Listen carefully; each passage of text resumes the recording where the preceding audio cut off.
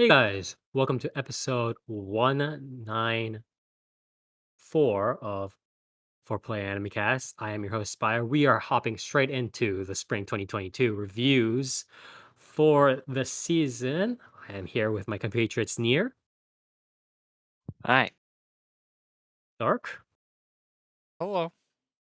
and Toast. I had something profound to say, but I forgot what it was, so never mind. All right, so we are actually doing this on a Sunday, the Sunday after the Saturday that we were supposed to be doing it. Sorry for the delay for any of the viewers out there. We, had some things come up. Near had a little bit of an unfortunate, Why are you calling out near? well, near had to recuperate a little bit Yeah. after. What? So he is thankfully, Did very you what thankfully, what what's it near? What's it called in Canada?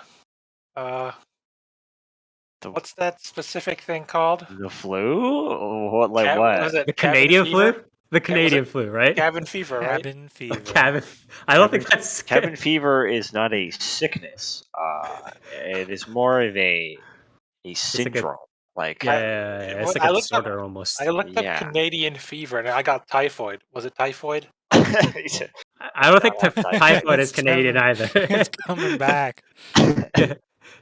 Is Ebola Canadian here? It's yeah, like, yeah, anyways, we are here again on the 17th of April, 2022. Again, this is, I believe, most series came out around the first week of April, so that's like Last the week. second, yeah, the second to the 4th or 6th of April. So there should be yeah. pretty much one or two episodes out for every series now. So we're just heading right into it again, as per usual. At the start of the season, we usually tend to cover the stuff that's a little bit more episodic, a little bit more brief, easier to cover. And then as we get into our pacings and more episodes released, we're going to be covering series that have more plot or are more a little bit more intricate. But anyways, let's very briefly go over what we did in the past 2 weeks. I guess I'll go first. Again, I have been up to too much. Oh, I did go back and read some light novels, Risono or web novels, I guess. Risono Himo Segatsu and Tsuki ga Michiku, right? That's the one. That's the one with the red-haired brown chick, right? With the teleportation. Yes. Yes, the world like the world timeline teleportation thingy, yeah. And like lots of Aspire, safe words. what light novel or what VNs have you been perusing? Because I got some spicy recommendations. Have you heard of these? Well, if you've got spicy recommendation, well, I mean, I've been trying to go through a little bit of Fortune Arterial. I do have, and then a little bit more of Nukitashi. I've been kind of like dipping in, browsing VNs a little bit more, but for right now, my sort of rehab, in a sense, is more light novels and web novels. So, W- what, Aspire, what do you mean? have you heard of Dokusei? Yes, I have. It is actually a quite a classic, at least in Japanese circles. Well, how do I Or say as this? it's called, Dokusei Banging Summer. Okay. Yeah, the localization is a little bit iffy, but it is. Who's your favorite? I like Misa. She looks interesting. Bro, I don't even. I don't even remember, to be honest. It Yeah. was just Well, like, Spire doesn't deem women's name worthy of space yeah, in his brain. I don't even No. say them during my Yeah. reviews, bro. I just say like this guy protagonist plus female hero. Yeah. what is it? I can't read this. Oh, here we go. Tonari Kinjo no Bakyu Nyu Hitozuma Tachi o Nitote Yeah, Haramase I'm sharing the Onaho words in ni that title, and I'm u already not. Apasekatsu. But whatever is like Tonari no Baknyu Hitozuma, like whatever this has to do with Or neighboring wives that have big or boobies, I'm not that or interested. or as it's known Busty by its other babes. titles, apartment life to cuck and impregnate neighboring busty married Mm, women. yep. Yeah, my opinion still stands, I think. Or or the even more localized title, Notorious Neighbor Coming for Their Wives. That's Yeah. that's a I not don't I that's don't think actually that helps. not bad. Yeah. It's like it's not too bad, but yeah. I like the wordplay with notorious. Get it? Yeah. Yes. Notorious. Get it? Yes. Consonants. But yeah, I don't really play games like that, so Why not? I That's apologize. a fucking absolute lie, but okay. Secretly in all of Yeah. those housewives' Yeah, I There's asses. don't play games no like that. Spire says, dabbing a big It floppy says wait. sweat The on his wordplay brow. is notorious for like notorious stuff Yeah, like yeah. yeah, that. that's quite good. That's good. That is actually. I didn't know that was what you were referring to. Actually, holy shit! What the hell? All right. But Spire, it's Anyways, made by Meal, the acclaimed what the same fuck is dudes who Neo? the same dudes who made In Another World become a wizard and savior of humanity in this demon impregnation hunt. That one's a good one. Yeah, I will reserve my judgment for Oh, a much those later guys? time Oh, of on that. course. Like, Of course, yes. I will Or have you reserve my.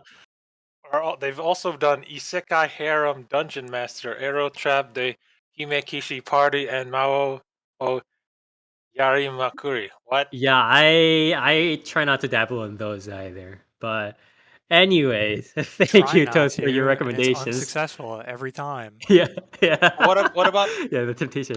All right, Pirate we need to. Booty and the Bukake Buccaneer? All That's right, one we of need my to move favorites. on. All right, Toast, thank you. We need to move on. That's pretty much all I had. A little bit of dipping here and there, essential rehab for me, but not much else. Going to near. What were your past 2 weeks? Briefly. Well, I was sick, um, Yes. so I haven't really been doing anything. Were you sick for like the entire like 2 weeks ish? No, but Or I've been sick since like basically since Tuesday. Jesus Um, Christ. so it's been pretty. I've basically been doing nothing. Um, Mhm. the Final Fantasy patch came out a few days ago. I played a little bit of that. It's pretty good so far. Outside of the Mhm. fact that the new housing system is broken. But I don't care about housing, so there's that. Um, but yeah, I really haven't been up to much. Yeah. It's best to Just keep on the down yeah, low, make sure you recuperate properly, and I'm glad that yeah, you can just make been it in time. I've just been cooping in bed, Yes, as one yes. does. But yeah, Alright. not a fan, not a fan of being sick. Gotta Uh, say. Is it but again, at least you're recovering near? properly. So. How's that Canadian weather treating you? Um, Like the special brand of Canadian weather. I Yes. mean it's spring, so it's like the mix of slightly rainy and warm.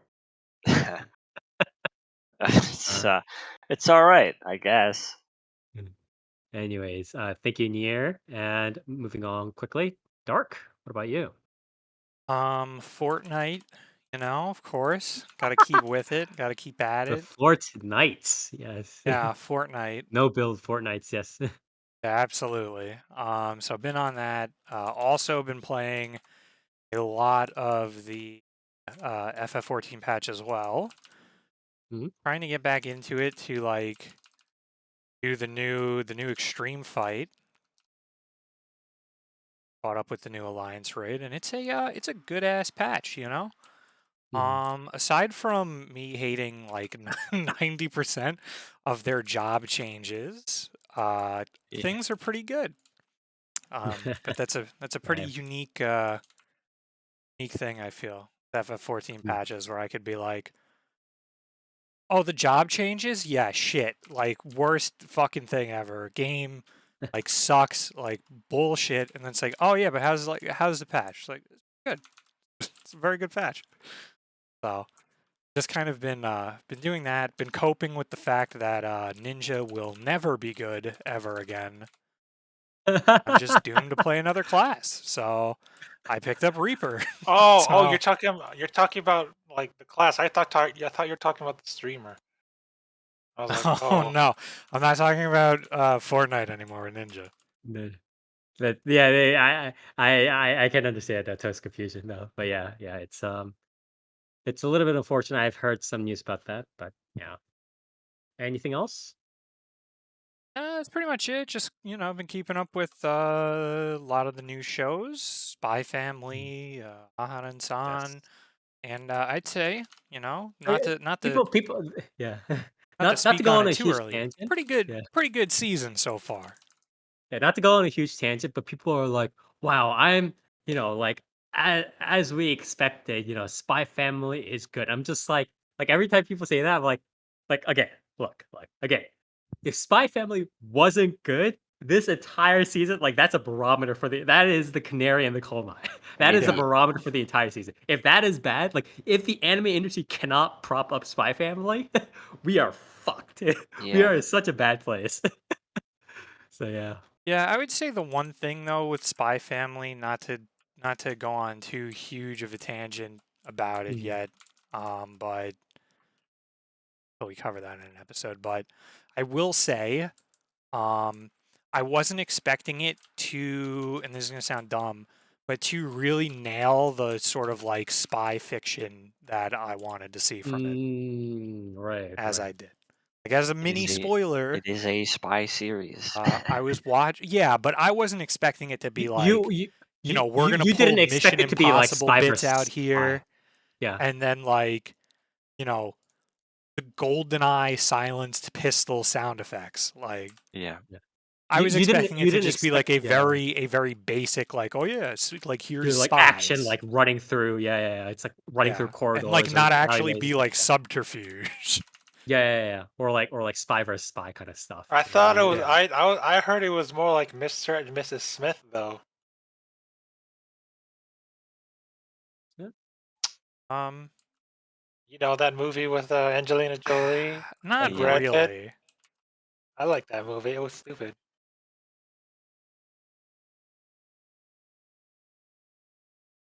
But yeah. Anyways, thank you, Dark, for your 2 weeks. And last but not least, we're gonna quickly go over to Toast. What But about you? Past 2 weeks, uh, please. you know how everyone's like, "Oh, Elden Ring is the best Souls game ever." Yeah. And they'd be right. Hmm. I've been playing a Souls game too. Just came out recently. Mhm. What Souls game? I'm sure I will not regret asking this. The Heart of Darkness. It's people say it's worse than Black Souls 1 and 2. Well, I have to hard disagree. Oh. Heart of Darkness. What Yeah. is that? Um. Well, if you Dude, look it's Dark. if you look on Steam, new and trending, Hell you'll see yeah. it. You'll see it. Okay, Dark, do you I'll know have what to check Kagura that. Games is? I mean, Kagura is just the publisher, but Yeah, yeah, yeah. Do you know that publisher, Dark? I do not. it's the H game publisher. Hell Oh yeah. boy.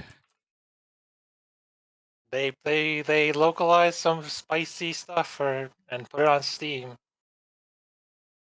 Like what is that? What's the one that everyone knows of? Melty's Quest? Oh boy, Melty's Quest. Oh, Yeah. that? God damn it.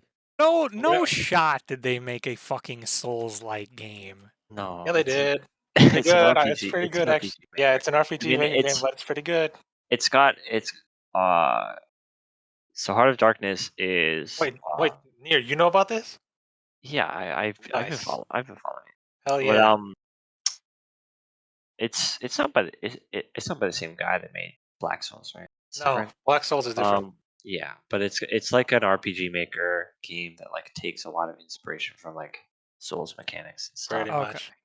I was going to It's a say, like, yeah, because as far as it's I not like know, all of that stuff is RPG Maker stuff. It yeah, is. it's not like a fucking It's got better graphics than Black Souls. I'll say that. yeah. Um, but yeah, Heart of Darkness is actually kind of a cool game, but Oh, it's a lot more. near. If you like Kagura games, let me recommend let me recommend the famous 111 games. Those are Uh-huh. good. Yeah, What's the newest one? I've played a couple of Samurai Vandalism. I like that one quite a them. bit. Yeah. Anything else? Uh, what else? What else did I play from Kagura Games? Let me see. I already mentioned Heart of Darkness. That's pretty good. I mean, Black Souls 1 and 2. You can check that out too. What else did I pick up recently that was good? I already have it. Detective Girl of the Steam City. I believe I've talked about this before, but that one's also good. Climenia. Hell yeah. Sure. And let me see, what else did I watch this week? Data Life 4, pretty good. Data Life Pretty 4 has good. indeed come out. Is it actually pretty good or Pretty good. okay? No, but pretty good. Okay. It is Data Live. It is more Data Live. It's Data Live, so it's Yeah. automatically good no matter what. Season 3 was the one we covered, right? JC staff?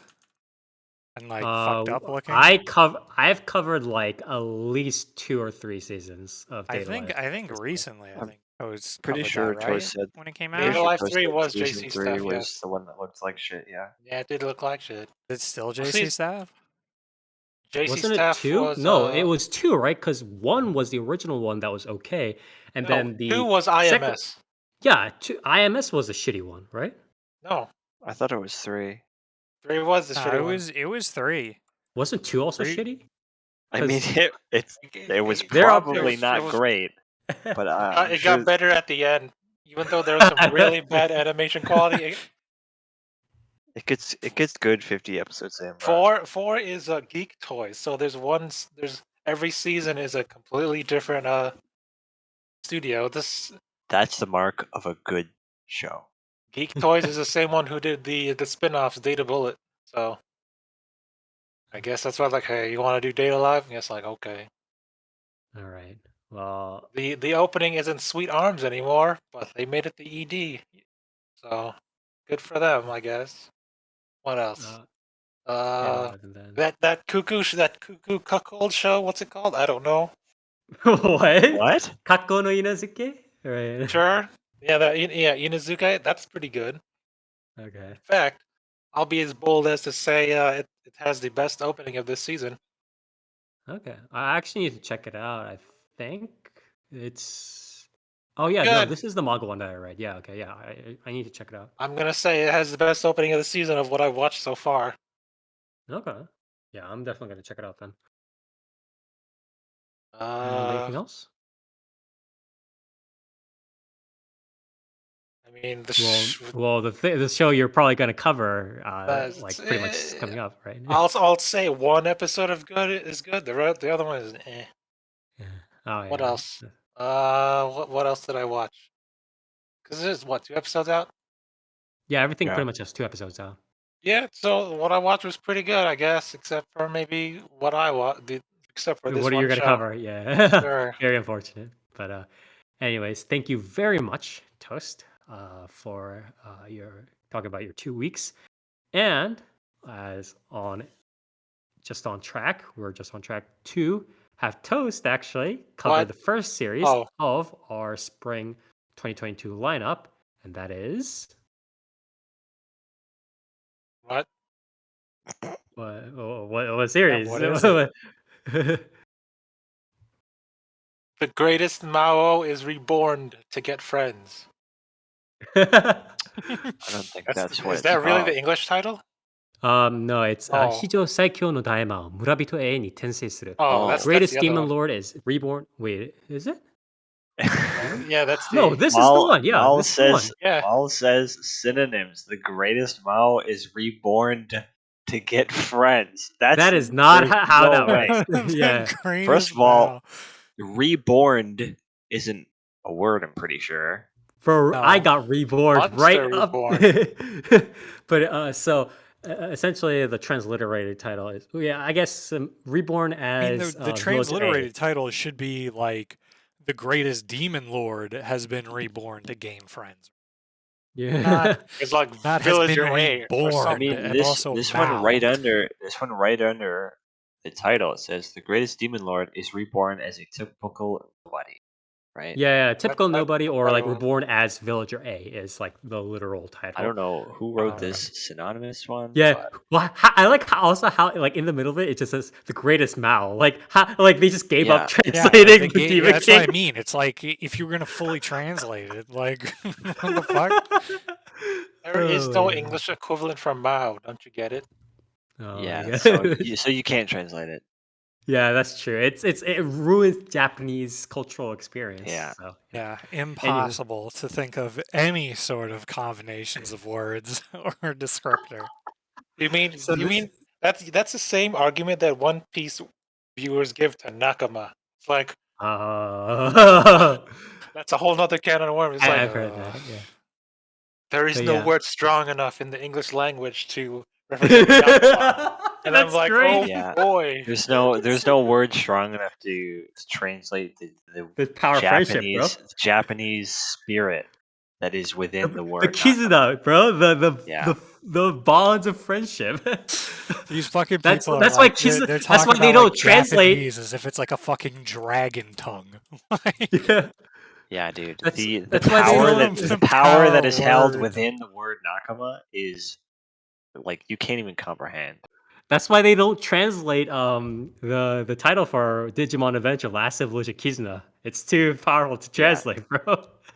But yeah, anyways, this is a light novel or web novel Light original. I'm novel. guessing it's probably Sure. light web novel original All gone into right. light novel, and then it's done by Silverlink, adapted by Silverlink. So yeah, Was it? Yeah. Oh yes, yeah, it yes, was. it's What else is Silverlink silver? and Blade.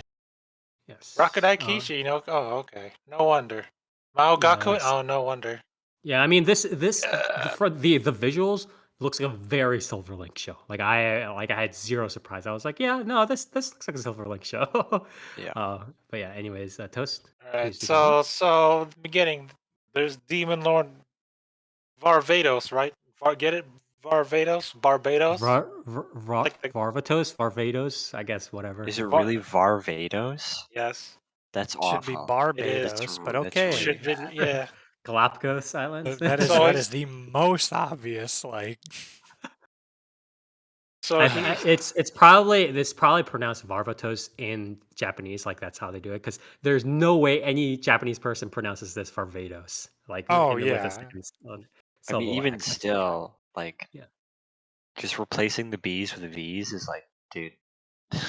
Dude, that's Shut, cool. Okay, that's like how you. just That's shut how up, it's. man. that's how Hey, you know hey, it's dear, Japanese.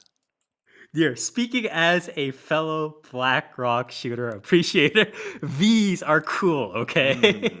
Yeah, you're right. Anyways, but Toast, yeah, sorry. so Demon Lord Varvados, he's the ultimate demon lord and people revere him. He's killed elder gods and whatnot. Uh, But his life is so boring is because I'm so powerful, no one treats me as a friend. So he Everybody's goes so mean to me. more like, yeah, I wish I had a real friend. Not even my 4 heavenly kings are my friends because they're afraid of me. So he just kills himself and reincarnates 3,000 years later. Damn. as Okay. you do, I as you didn't do. think you're. I Simple didn't think you were as. about to hit us with that. So yeah, then he's like, oh, when I'm reborn, I'm gonna become, I don't know, average, I guess. So I'm not as so powerful that I get no friends. So he's reborn Yeah, 3,000 years that's later, my life. and guess Just I what? like used to be a V. demon lord, and then I chose to be rebirthed as average. Guess what? Ladies, What is the typical story beat for what happens when you're reborn a long time afterwards? you're actually like Uh, strong as hell. well, To Magic, be average. Oh, magic, it's and technology has declined to the point where what he considers average is now yeah, he's that's the a classic. strongest in the Like the world. ancient technology goes away or And whatever. I'm Yeah. like, Yeah, Or it's what either that happened. or nobody knows who he is or like whatever stuff like that. It's like, oh, you're just a weakling, stuff like that. That's the classic so thing. yeah, so now he's reborn from Varvatos to Ard Meteor. What? Oh yeah, no, I saw this name. Fucking What is his name?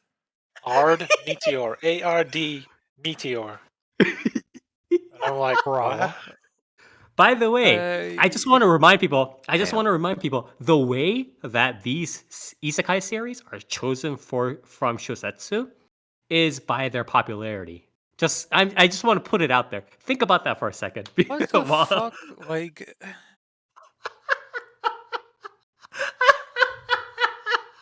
anyways, just go on. Apparently, The name is legit worse than like John Fantasy. well, apparently it's Scottish, so okay. You know how in like Chunibyo, like they make yeah, fun I of the mean, maybe MC the for doing the name dark flame Ard. emperor or whatever it is. This is like the exact same thing. It's like, oh, I was a demon lord, but I was born into a regular person named Ard Meteor. That is Ard literally. Meteor. This meteor goes hard. Feel free to screenshot. Anyway, sorry for derailing Toast. Yeah, please. so he's like, oh, I'm a villager and whatnot, and he's like, all right, I'm 10 years old. The first thing I need to do is start to make friends. And because he was Varvatos and revered by all as the demon Yeah, lord I and whatnot, mean, no need to he's be socially cocky. awkward. So he speaks in his weird ass. He speaks in his archaic dialect. Yeah. It's like speaks in like a king, and no one understands him and thinks he's weird. Wait, so did he get reborn as a 10-year-old? No.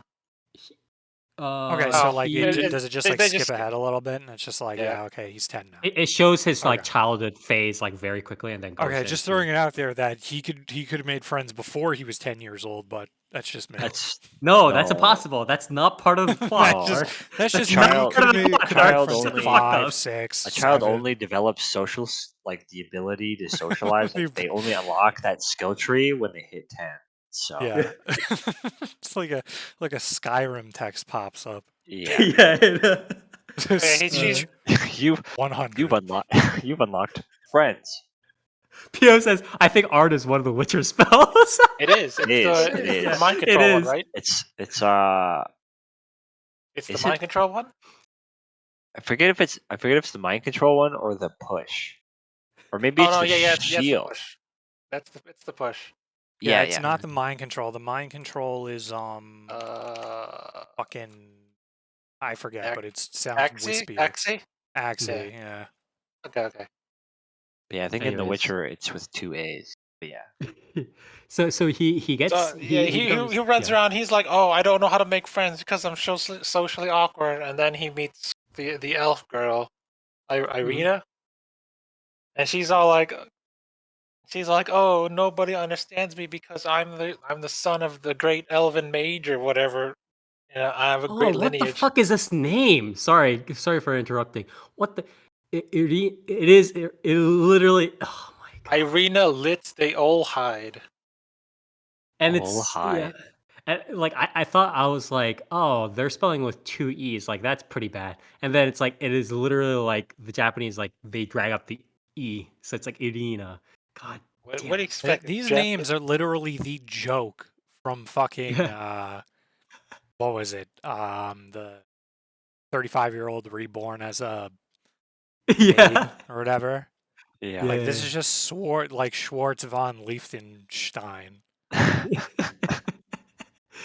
Sorry. Yeah. And then she's like, "Oh no one. I've got such a great lineage, and everyone's scared of my magical power and whatnot." So Ard spends this is all episode 1, a bunch of the episode trying to be friends with her because. Oh, poor me! I have superior genes to everybody. Oh, boo-hoo, boo-hoo. And then there's a demon outbreak dungeon core, and Irene fights some goblins, and then Ard saves her, and she's all like, oh, no one understands me, even you will betray me because of my lineage, and he's all like, don't worry, I understand. This series sounds like the characters are just crying at each other's feet like constantly. This is fanfiction. This is literally fanfiction, dear. Like, I've been betrayed once before by my friends, so I understand. And she's like, "What are you talking about? You're 10 years old." But then they become friends, I guess. Oh, boo-hoo, boo-hoo! I'm too beautiful and yeah, it's literally like the fucking moment in Twilight where Edward is like, "Look at me, look at what a monster I am," and he stands in the sunlight and he starts fucking glittering. It's like, yeah, pretty much. And then that's episode 1, and then episode 2 they do some stuff in that magic school, but I don't really care. Yeah, it's essentially the standard like isekai mini arc school stuff, and then have some Yeah, in other episode 2 they're side all like, episodes, stuff like oh, that. Yeah. I know these ancient lost magic, and then the cat girl who is the best character in this series is like,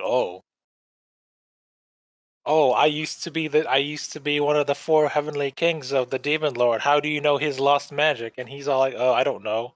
And she's like, you damn liar. Shh. Oh, Like, I actually don't know. Never mind. Like, your mana signature is the same as him, and he's like, oh, I don't know anything. And she's like, you liar. And that's episode 2. And then Okay. there's some succubus that they say, but who cares? Yeah. So how do you like the well, first off, how do you like the audio visuals?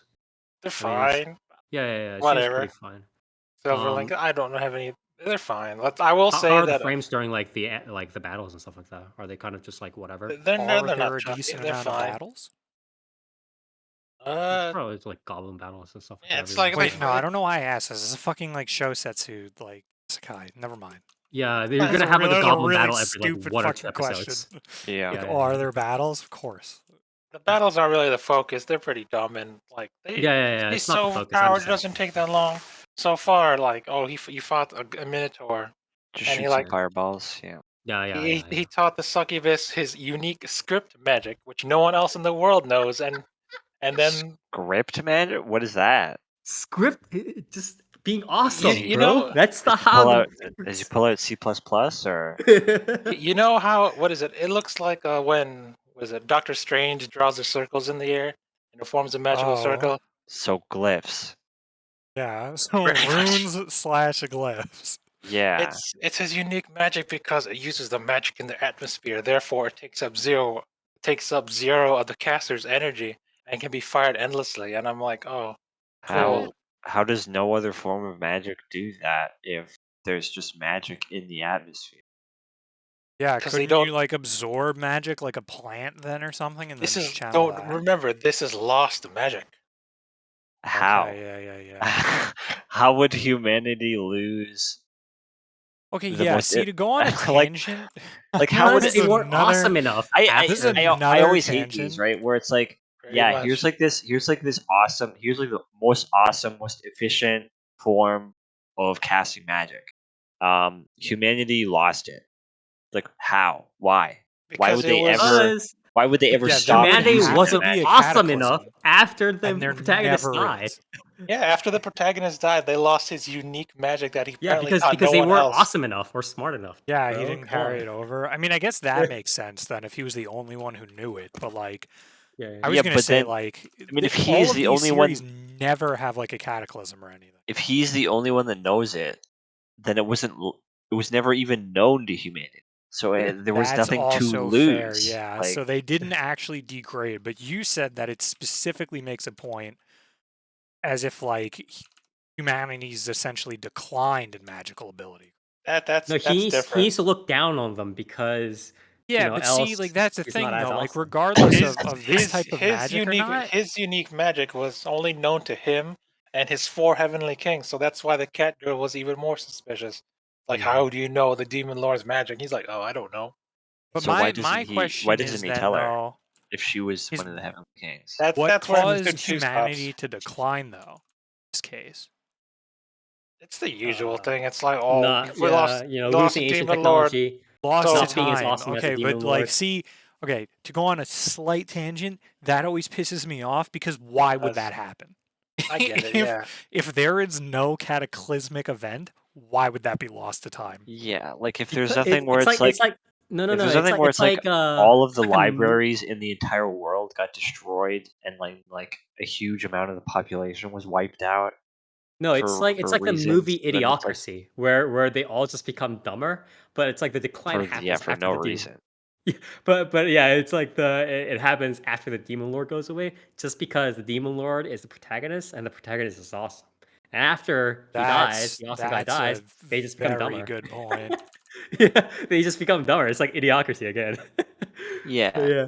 I mean, I mean, really, yeah. like when you have a world without the main character, right? It's just a bunch of NPCs like not doing anything. Yeah, So it's like it's know, fucking stupid. Why yeah. do you need anything? And going back to Toast, what I mean, do you But want to yeah, just give so us a apparently,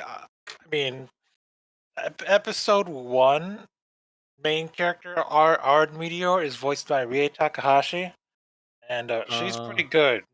oh As yeah, the Shota one, right? Yes, yeah. she's pretty good. I mean, she's really good at her performance. Like, oh, I'm The Ard same Meteor. person who That's did what's his name, right? Knights and yep, Magic? Or am I yep. wrong? Okay, good. Yeah. And, she's like, oh, I speak in this archaic dialect. Be friends with me. And then the main girl, what's her name again? I forgot. Yeah. Irina. She's apparently a newcomer. This is her first Yes, role that I yes. see. A lot of these are actually a decent number of these are newcomers or people who are a little bit more recent. Maruko Wakana I for have no idea who who's she Minarina, is. and Junie, who I think the succubus that you've mentioned is being done by Yomiya Hina. I don't know who that is The other either. people are pretty much all veterans, I believe. But yeah, and then sure. And then the cat girl, best character and best design is voiced by Mie Sonozaki Mie? Sonozaki, Yes. who you should know who that is. No? Yeah, you like Pokemon? She voices Cynthia, aka the best gym Oh, leader okay, ever. okay. Yeah, yes. Okay. And then that's one of the Demon Kings, and then the other characters I don't care. They haven't shown Yeah. up yet.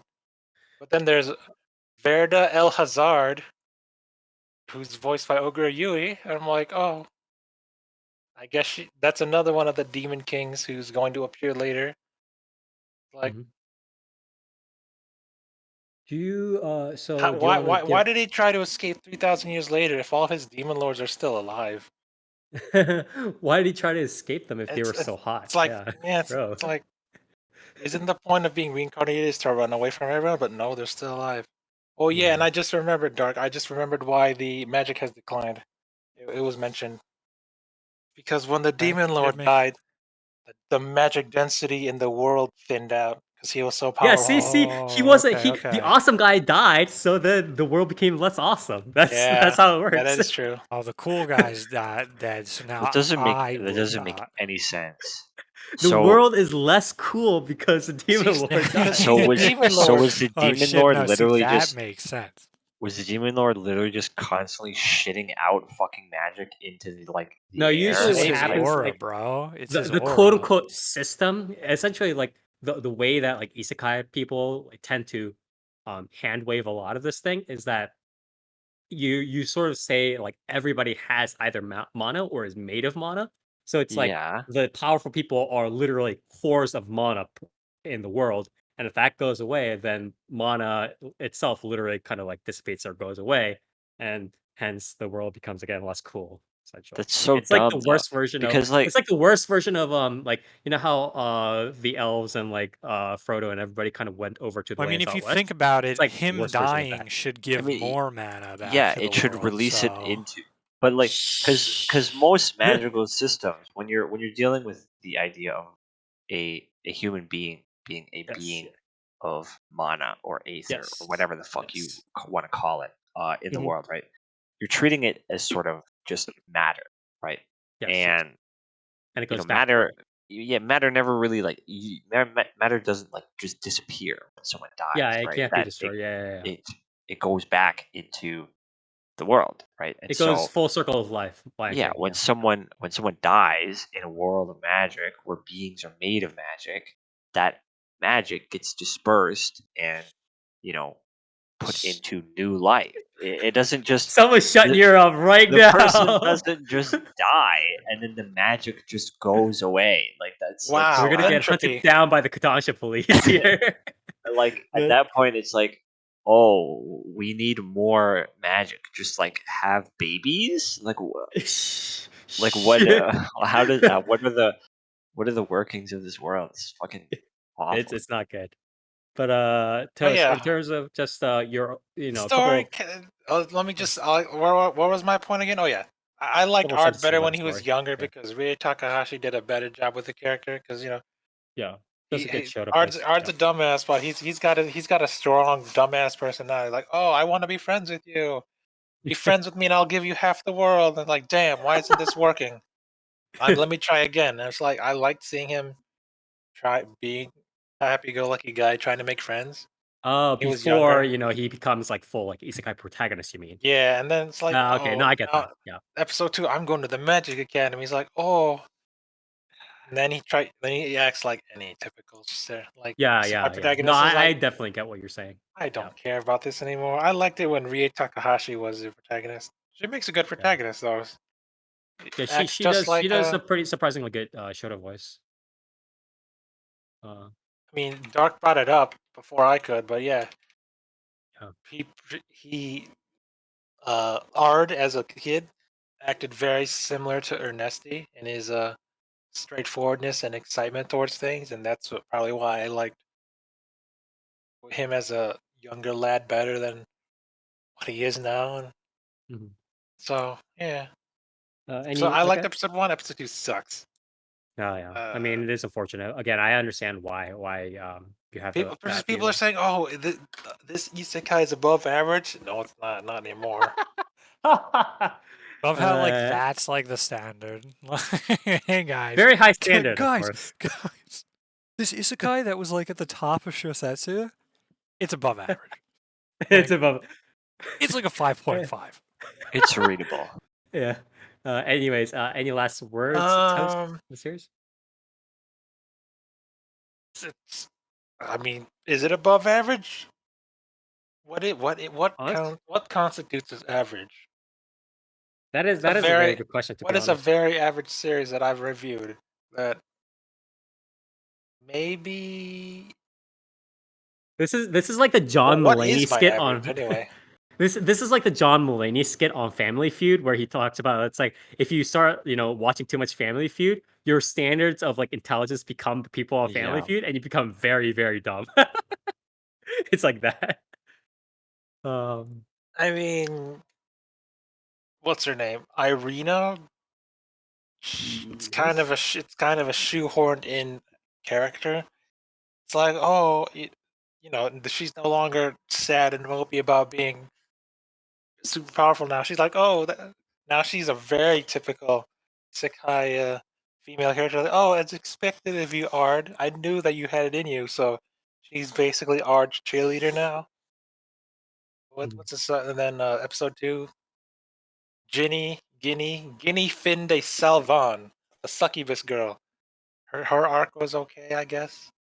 Uh, she was beaten and abused by some elf dude because she's a lower class noble succubus, and she had no Mm. proficiency towards magic. But that's because she had a mental scarring. But then she learned the script magic, so now she's good at magic.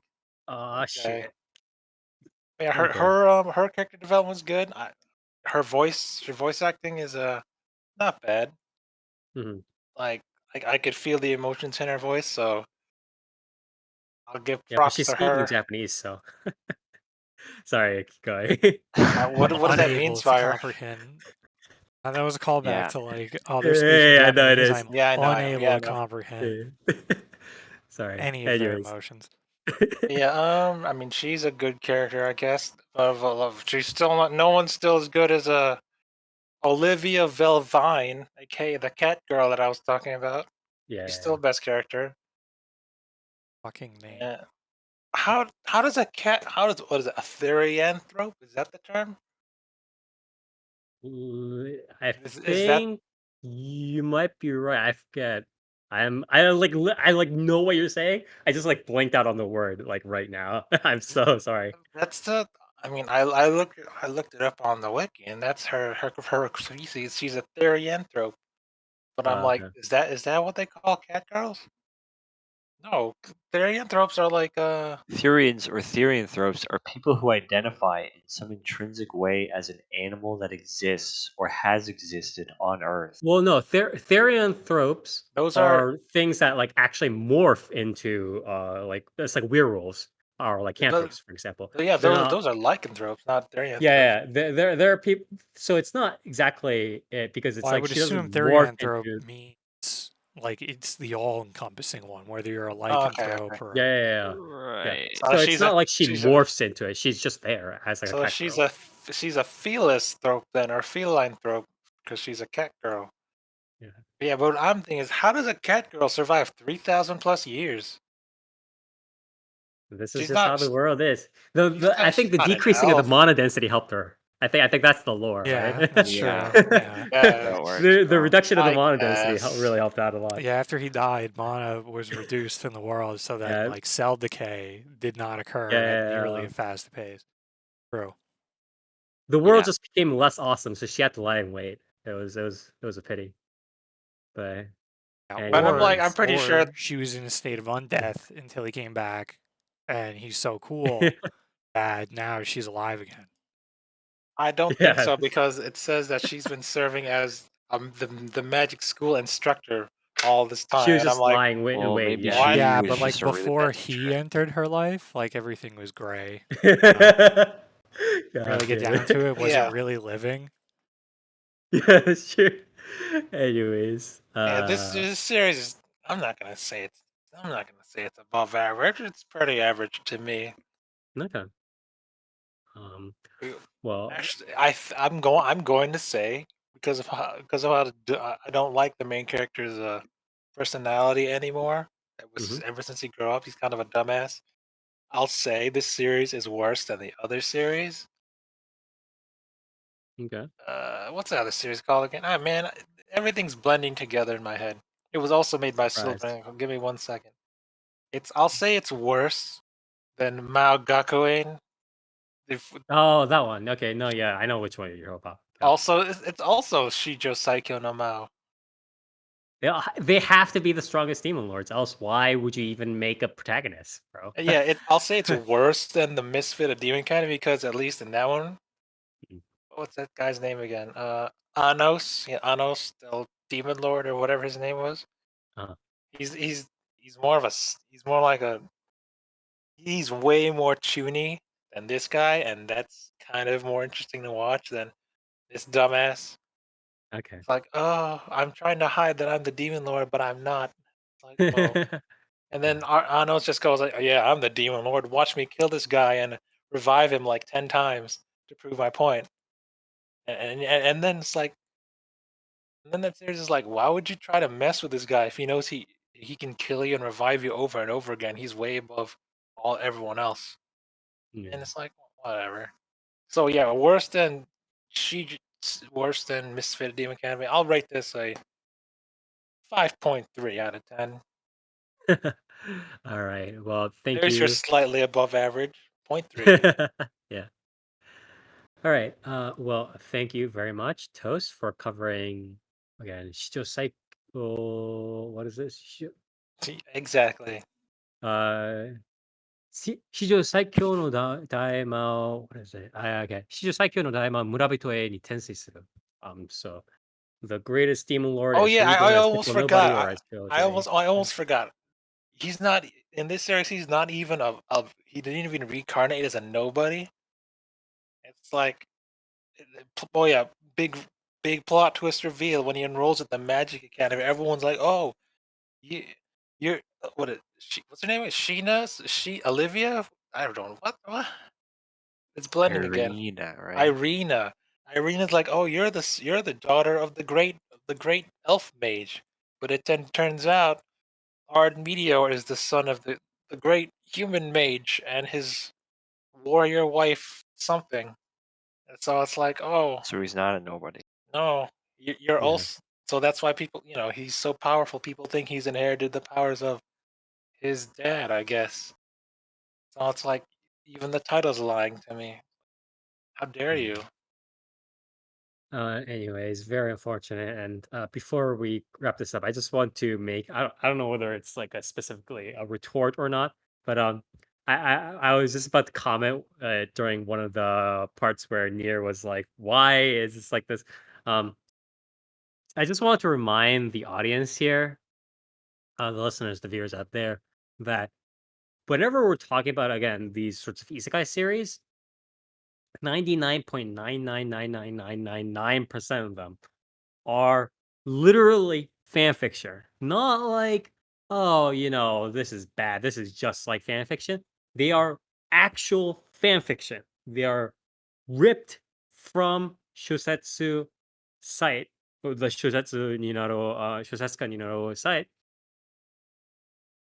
because they had 500,000 bookmarks or favorites or whatever, right?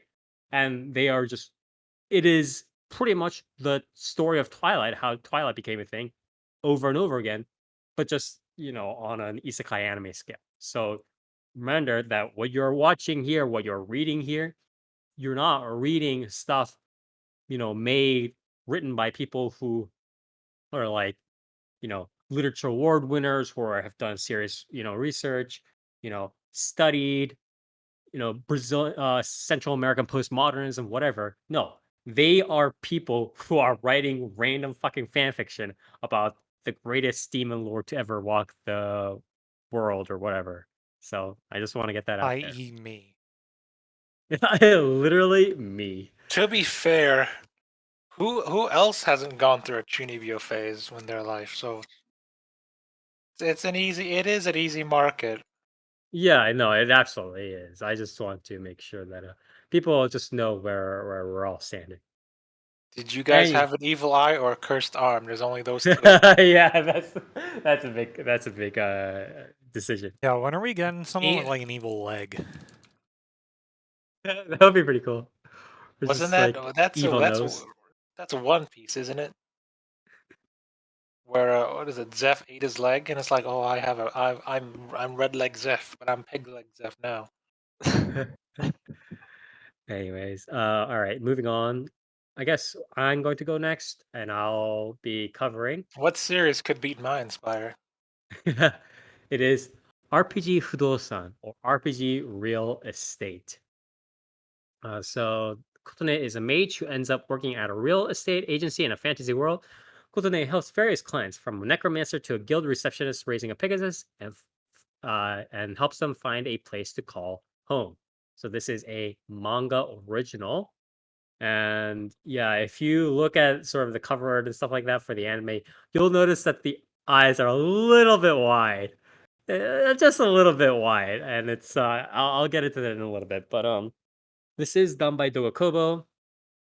The voice acting cast is mostly the main voice acting cast is mostly new. They're mainly a lot of the roles are from the the past, like I want to say like 4 or 5 years ish. Shiny Must, some other like isekai stuff, so on and so forth.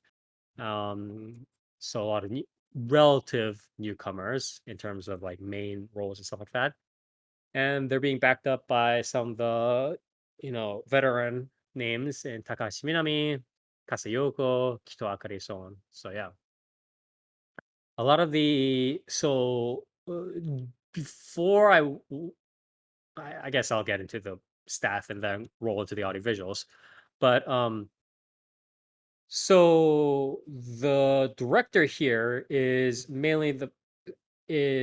relatively new to doing main directorial roles. He's done a lot of like storyboard stuff like that. So RPG Real Estate is one of his first um main art like full directorial projects. He's done a little bit of stuff on Token Rambu. His main stint with stuff like Dogakobo was in again more a major directorial role, was actually Sewaki Senko-san, the helpful fox Senko-san, right? Oh, Uh, that's why I got the familiar vibe. Okay. yeah, exactly. So, so it's sort of his first sort of, again, I guess second, major role here as full-time director, and he's essentially pulled in a lot of the standard Dogakobo people and sort of the some veterans from the industry and some of the people he worked with with Seko-san. So I think the scriptwriter Nakamura Yoshiko is from his Senko-san and some other stuff as well, if I remember correctly. Yeah. And so, again, a lot of the other people, like director of photography, are either, from Dogakobo itself, or they're just, veterans from outside. And a lot of them are good people, and you could see it in the audio stuff and the sound, the sound direction, the sort of, I guess, general kind of setups and Why cinematography. are their foreheads so big? Yeah, it's good. So it's like the cinematography and the setting and the general music and stuff like that is good. But where this series is a little bit weird and lacking is in the character design, the way the eyes are. It is a little bit wide in the manga original, but it's definitely not weird like this. It's definitely different from this. And I want to say the animation in general is also a little bit lacking at times. And this This is is definitely not due. 3 minutes, right? No, this is a full. Yeah. What? So it's a little bit ghetto. It's a little bit lacking in the visual quality. The audio quality, I think, is completely fine. But the people behind heading the animation and the character design are, what is it? The main animation guy is Motohiro Taniguchi Go. Motohiro. Taniguchi Motohiro, who did stuff like helped with, like, I believe, the early parts of Alice in Zoroku.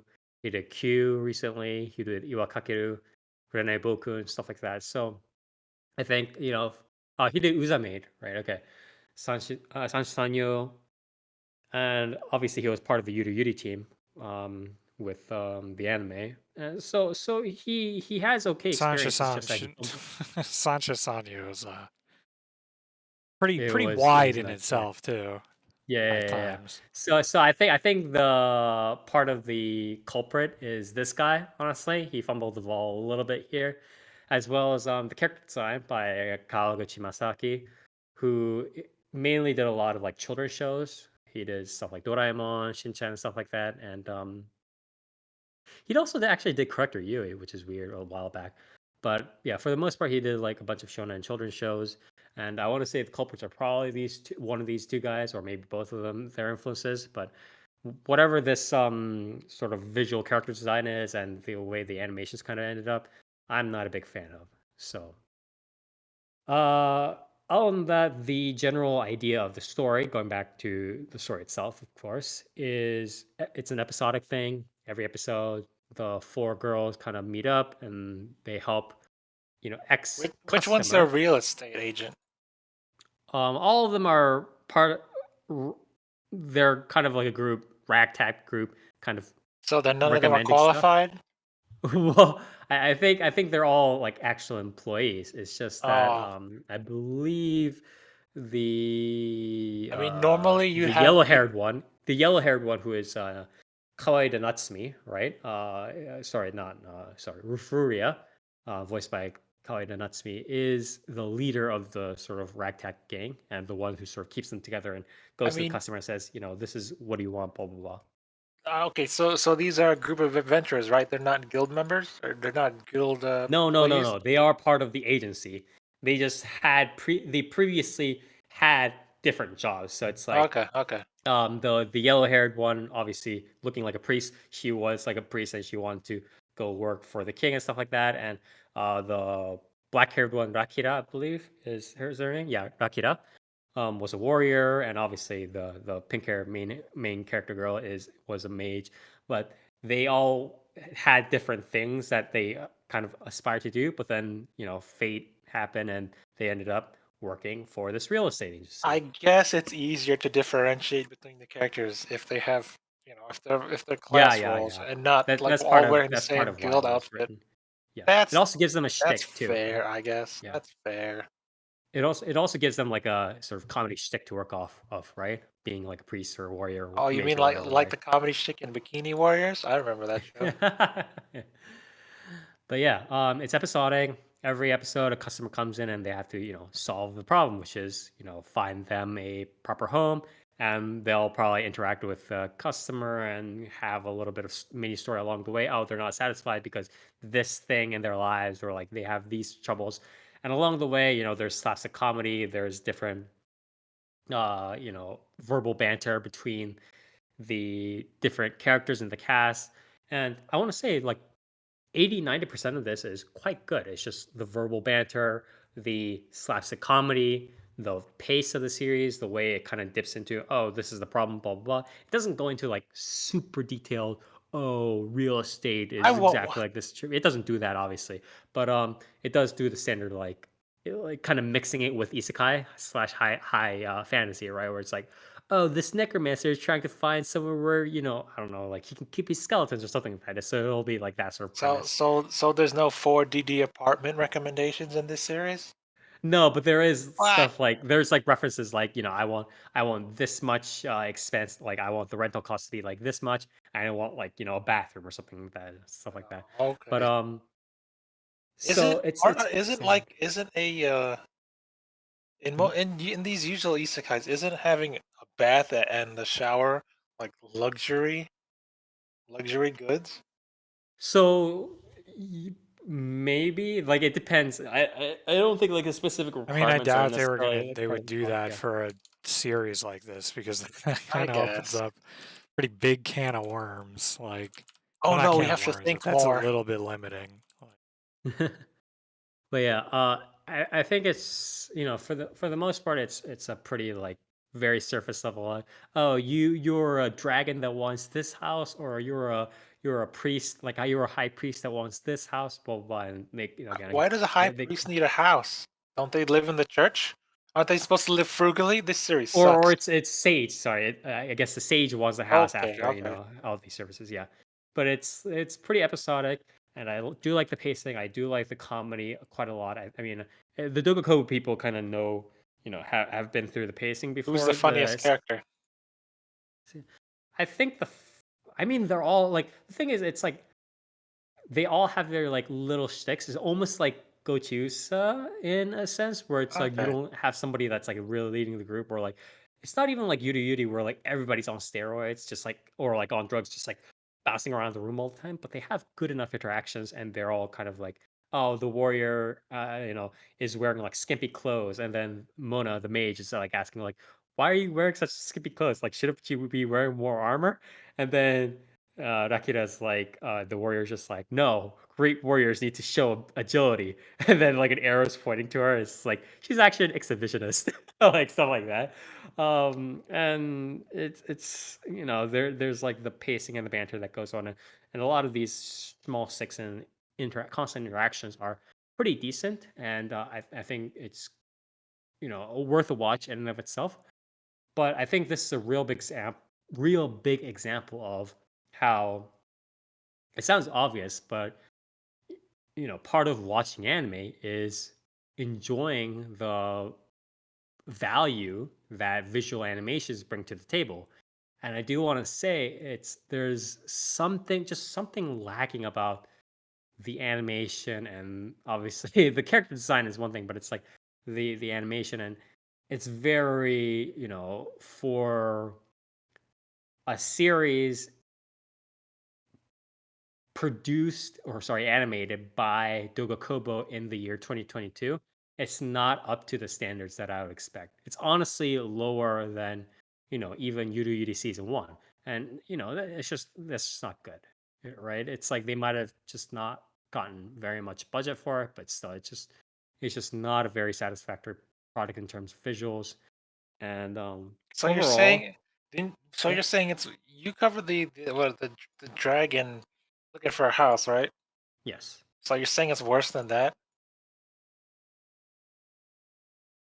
It's like it's less satisfying for sure. Is sort of how I would say it. It's like this one is just like it's clear that they're just like we got a medium-sized budget and we're just kind of doing it. Like Dogakobo kind of going through its paces. The Dragon one is like um I would say like the frames and the quality is definitely slightly better. Is what I would say. So I just, I don't think that this is a satisfactory work visually for Dokubo in this day and age. Again, budget, COVID, all of that stuff is obviously in the works, but or in the hands, but there are still standards, right? It's 2022. We gotta get going. So unfortunate, but I would still say like if you do like the standard, Dogokobo girls doing X thing interactions and just banter and the verbal stuff and the script writing. So, Yep. so which is better?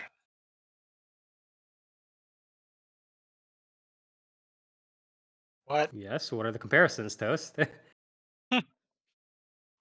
What's that one series called? It has like 10 seasons. TQ? Is it better than TQ? TQ versus this. Oh, TQ is a legendary series in one sense, but I think I would have to go with probably this for now. What? Although again, TQ is quite a legendary series in its own right.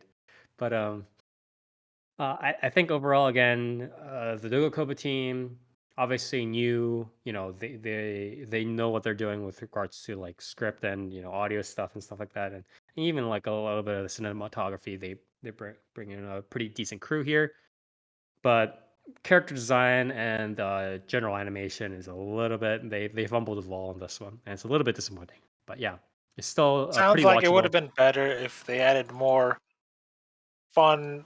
What is it? Real estate trivia. I want to hear some. Maybe, yeah. I want to hear about the housing rates in Japan when I watch this series. in Like, in the yeah, in the Final Fantasy world. do you But know? yeah, that would be that Know would be they pretty call? cool, Do you I know they think. call apartments mansions in Japan? That's Yeah, there's weird. gap stuff. Yes, that's true. But yeah, I would still recommend this if you do like the Dogakobo style, but you know, I wouldn't be so confident going in to watch the visual stuff. So, Damn, it two is what for it two. Isekai suck this season. is. But yeah, that's my review of RPG Futosan, again, by Dogakobo here, or RPG Real Estate. And moving on, Dark, what do you have for us today? I have series referred to as Aharen-san. And I honestly do not remember the full title and was not prepared with Maul for this.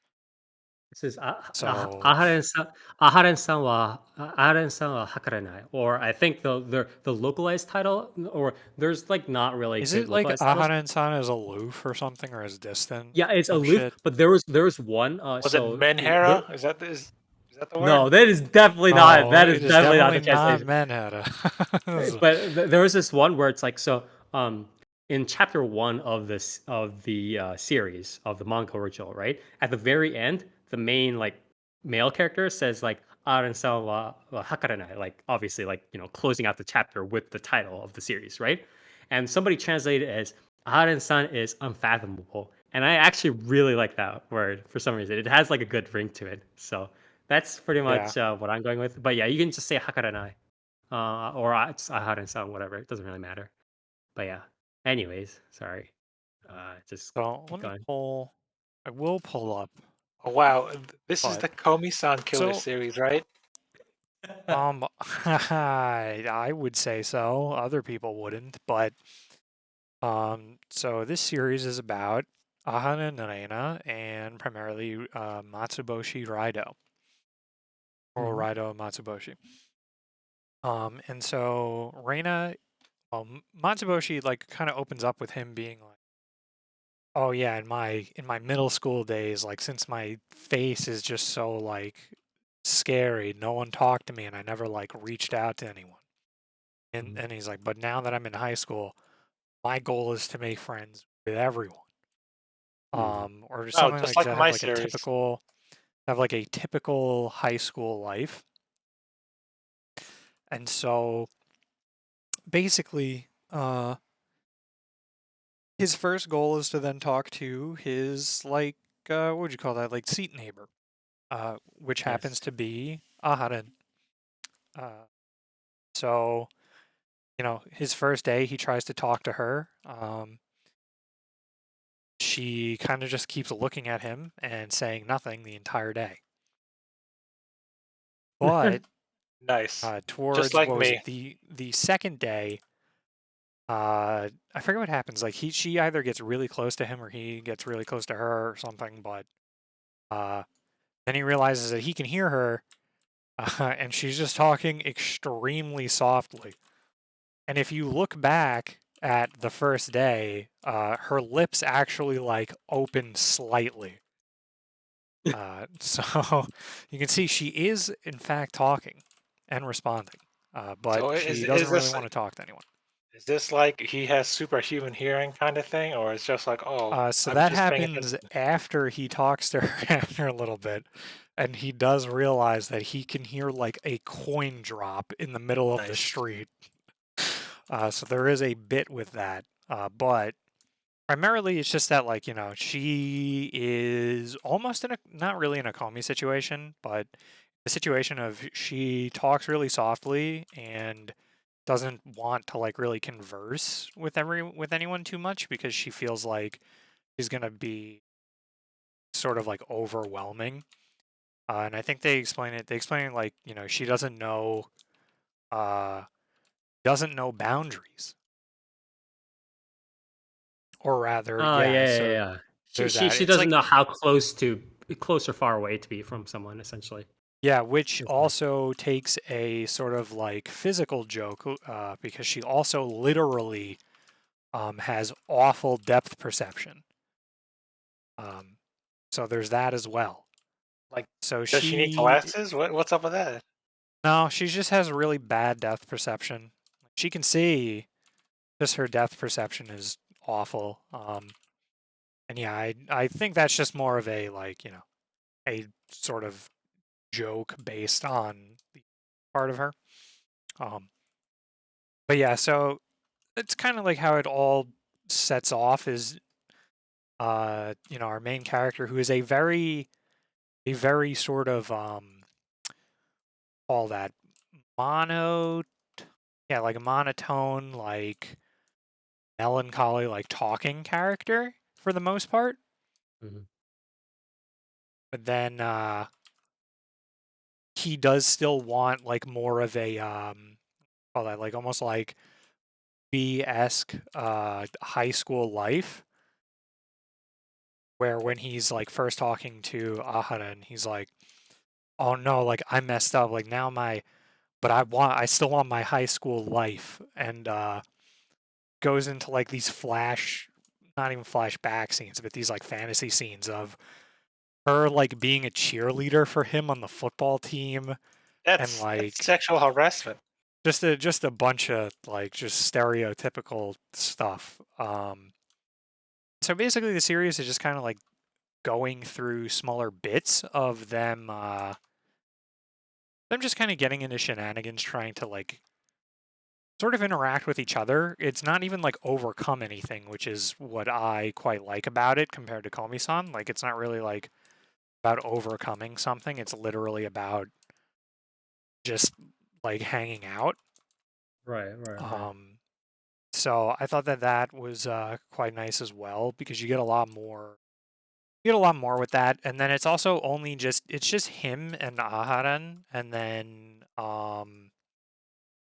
what's her name? A friend, Oshiro Mitsuki. Right now is like basically the only other character that's been introduced so far. Mhm. Um, and she's just like very very tall but very shy and meek. Um, and afraid of the protagonist. So even though he is not a bad guy. But yeah, so there's a lot of like gimmicks to pull from with them. And what I prefer so far over Comey has been that like I feel like it is a more clean, if that makes sense. Like it is more I don't know, I'd almost say like concise in a way. When you think about like how these characters are going to interact with each other. Okay. Um, What do you mean by that?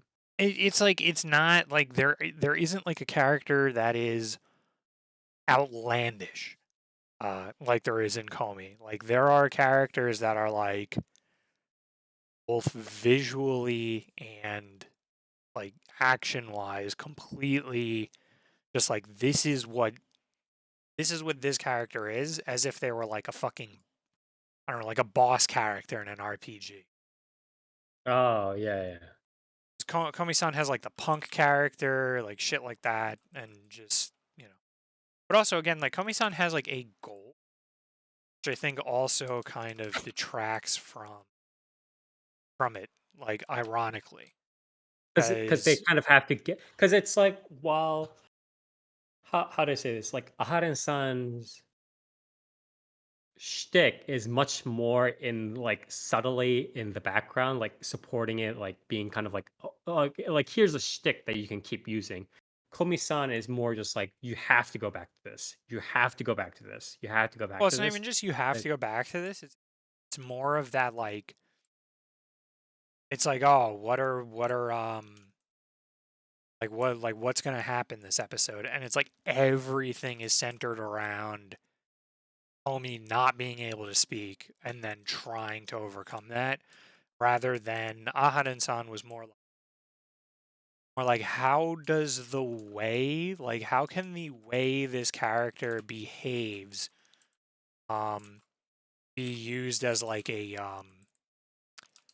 a tool to set up circumstances for them to deal with, right? Like it mhm. isn't like I feel like that's a decent enough difference than how Komi-san does it, where like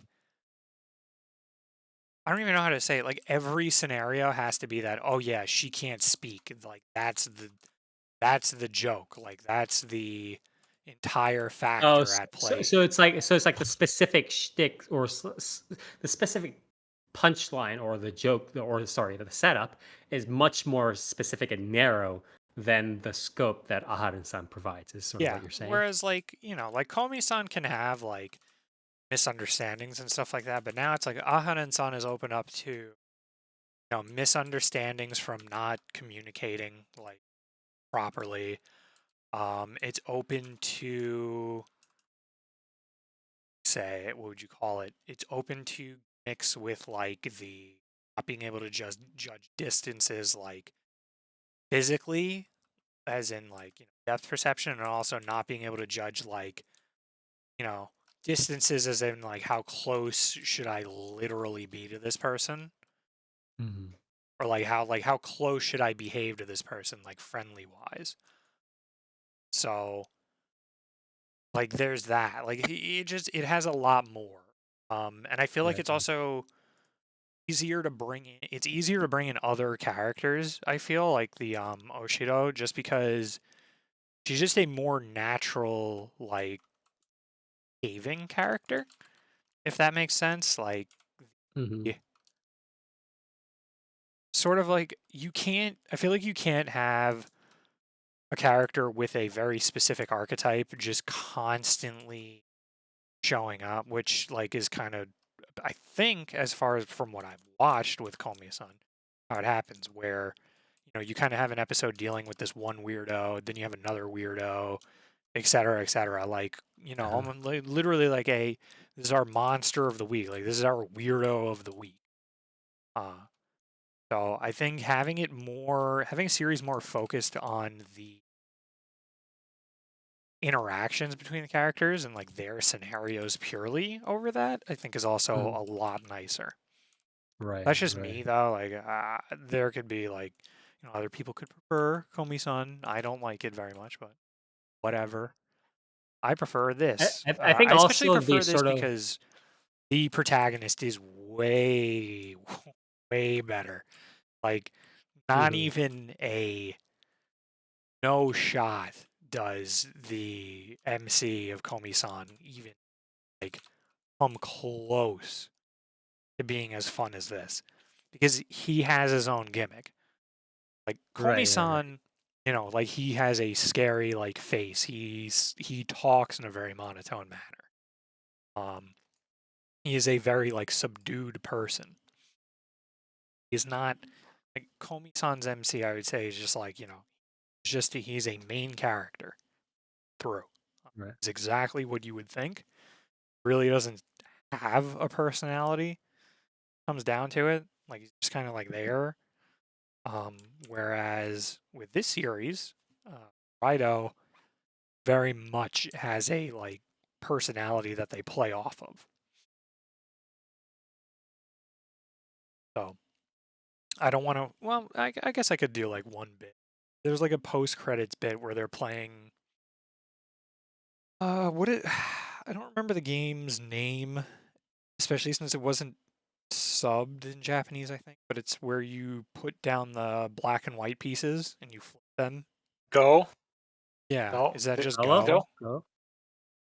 Flip? Is it just Go? Wait, where I you forget what. flip them? Yeah, it's like. That's Othello. That's Othello. No, I remember reading Yeah. that chapter of Aharen-san. It's Othello. Yeah. Oh, okay, yeah, Othello. Yeah, like the bit where he's really good at it, and he's like, but Yeah, his and he quote just tried unquote to really face good off. at it. He's Yeah. like, yeah, my little sister, I never go easy on her, and I beat her every time.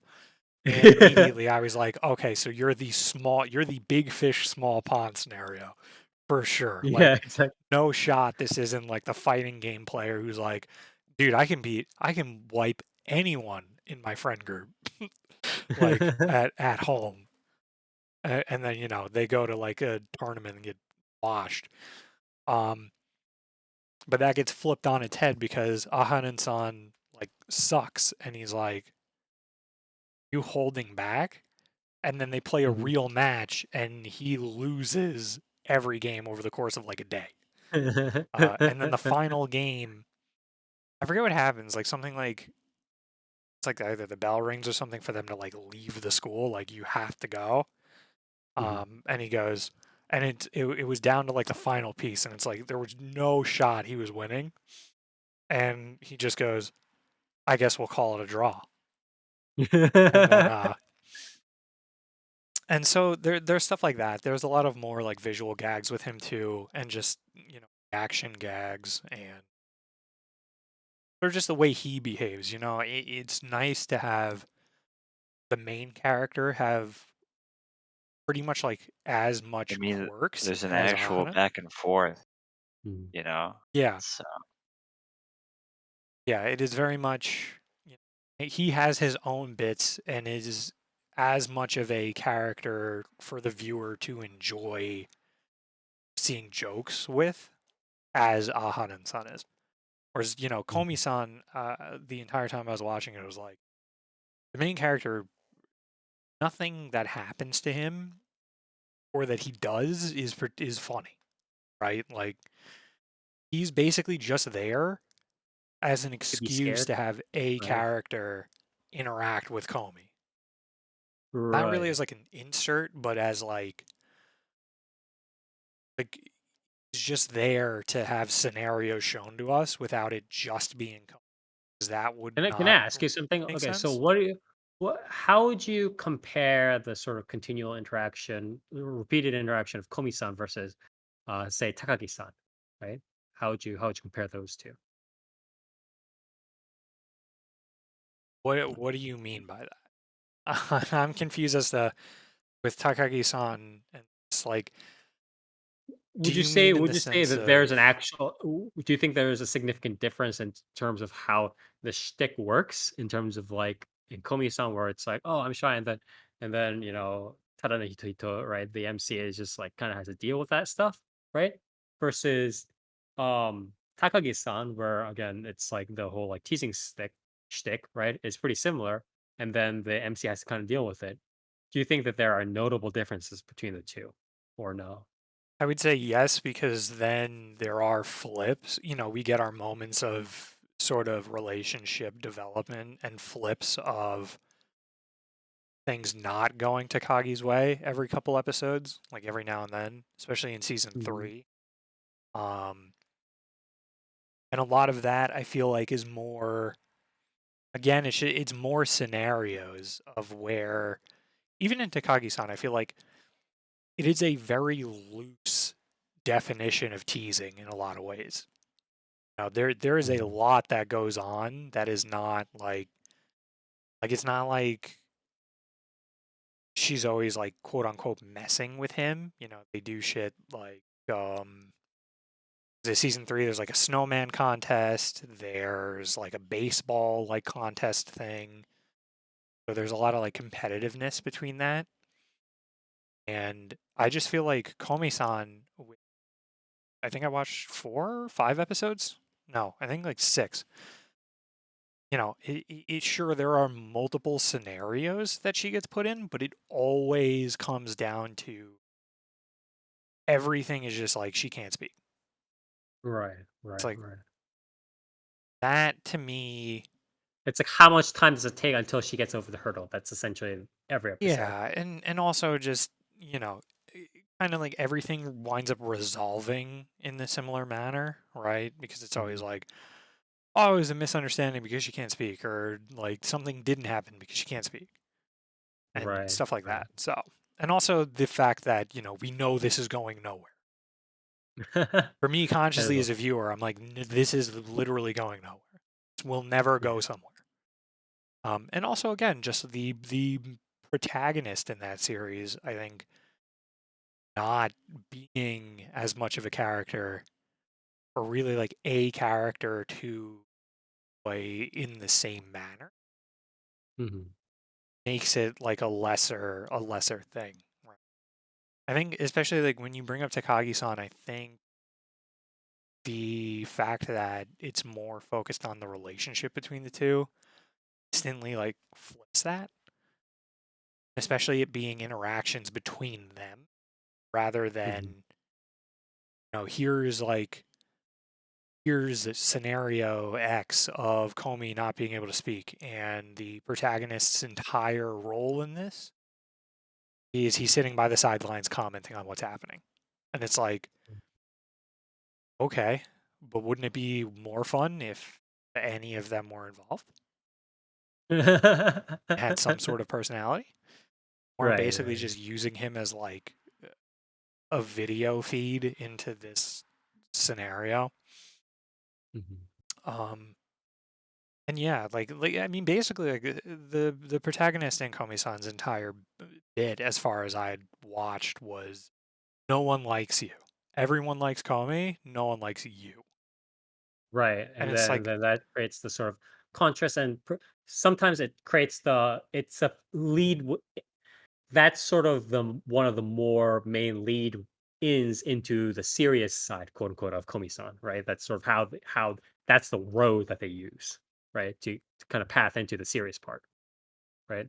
At times. yeah, I mean, a little bit. I mean, for me, from what I had watched, it was primarily just for like jokes again. Mhm. Whenever it was I mean, him yeah, as Yeah. no, Komi-san Komi-san is needing to mostly jokes. I'm interact with saying, anyone, Yeah, I it mean, you have to keep it in mind when Spire says the serious bit, Comey, he means like the one page that Comey gets every like 200 chapters, where it's like maybe they'll hold hands. It's like right, or it's like, okay, but I'm an idiot, stuff like that. yeah, The whole the like contrast, like, I'm stupid, I'm dumb. And it's like yeah, I don't deserve to be with yeah, I yeah, I don't exactly, deserve yeah, to be near somebody so pretty as Comey.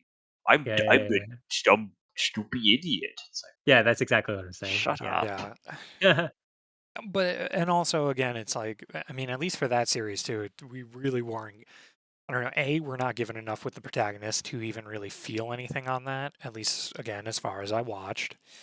Um, but we're also not given enough consistently to even really care about that. I feel Right, for that right. series because okay, like you can have the that character comment on that, but also like, okay, what the fuck has Comey actually done that would allow him to even think that, right?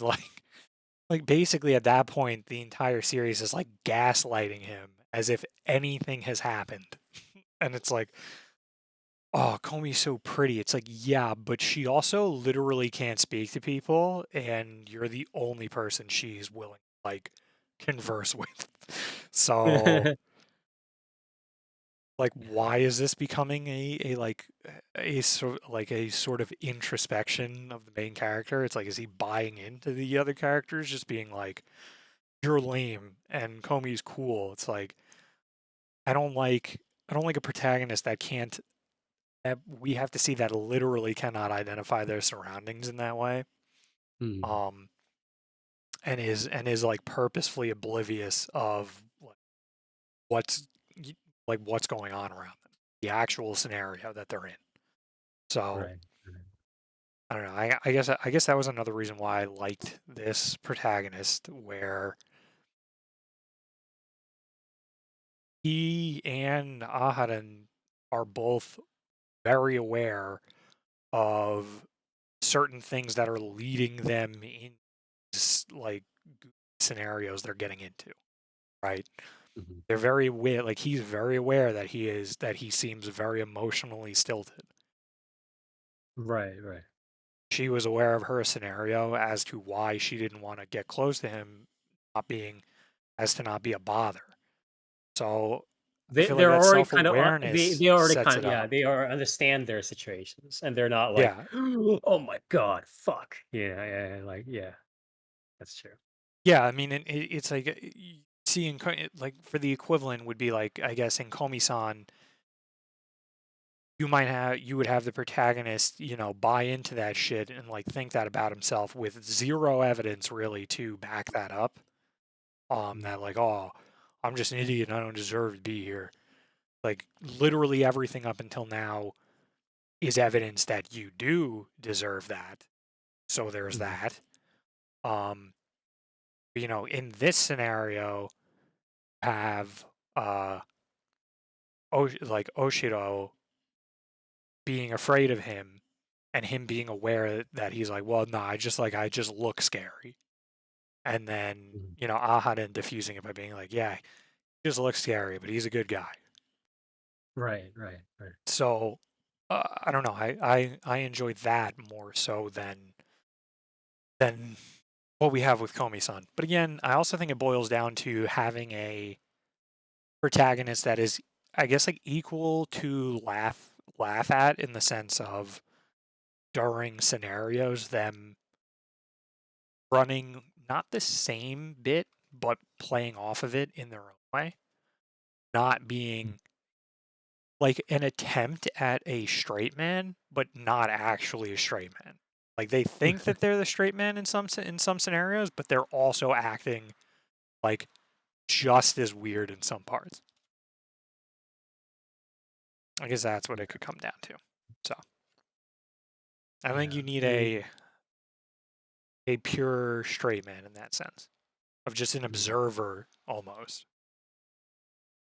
Yeah, I think it's just, again, they're much Aharen-san. Sorry, Aharen-san. The characters are much more understanding of their situations and kind of how to kind of roll with the punches than Komi-san, where again the characters are pretty much being used straight up for the shtick at hyper speed. Pretty much, they're just like, okay, the shtick is coming, the shtick is coming, the shtick is coming, and it's like, okay, well, sure. So it's quite a difference in terms of perspectives and how to run the comedy. I guess Yeah, I is mean, how I guess like there is probably a, I don't know. I mean, clearly there's an audience for that, but for me, it just kind of feels so contrived in a way, like so unnatural that like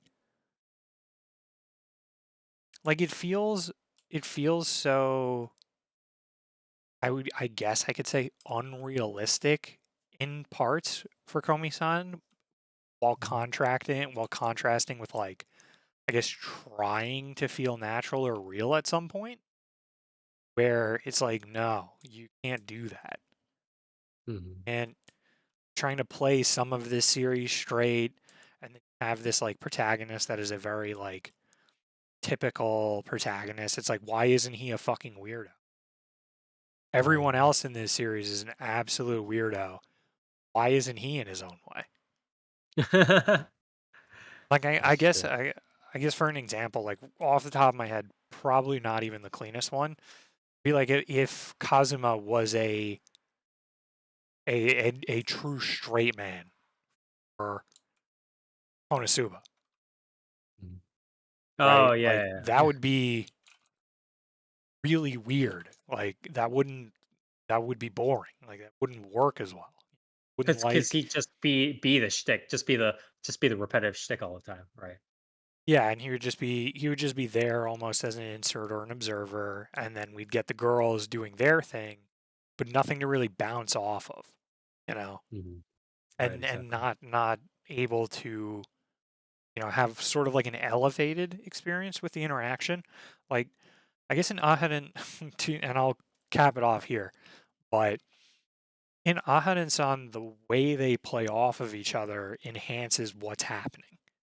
In Komi-san, I feel like they don't play off of each other, and like that doesn't enhance the experience. Like that doesn't compound.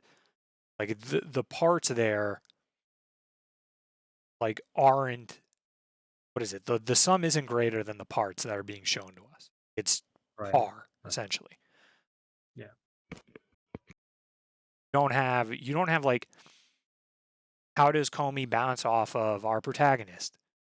Does that elevate what's happening in any way? And it's like, no. It's as what you would expect.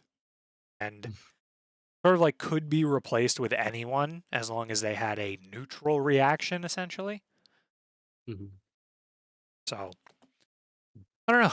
I think I enjoy this a lot more for many reasons, but primarily, I guess that to sum it up, the protagonist is a character in his own right, Right. and one that you will like, not one that you will either insert or just kind of like ignore.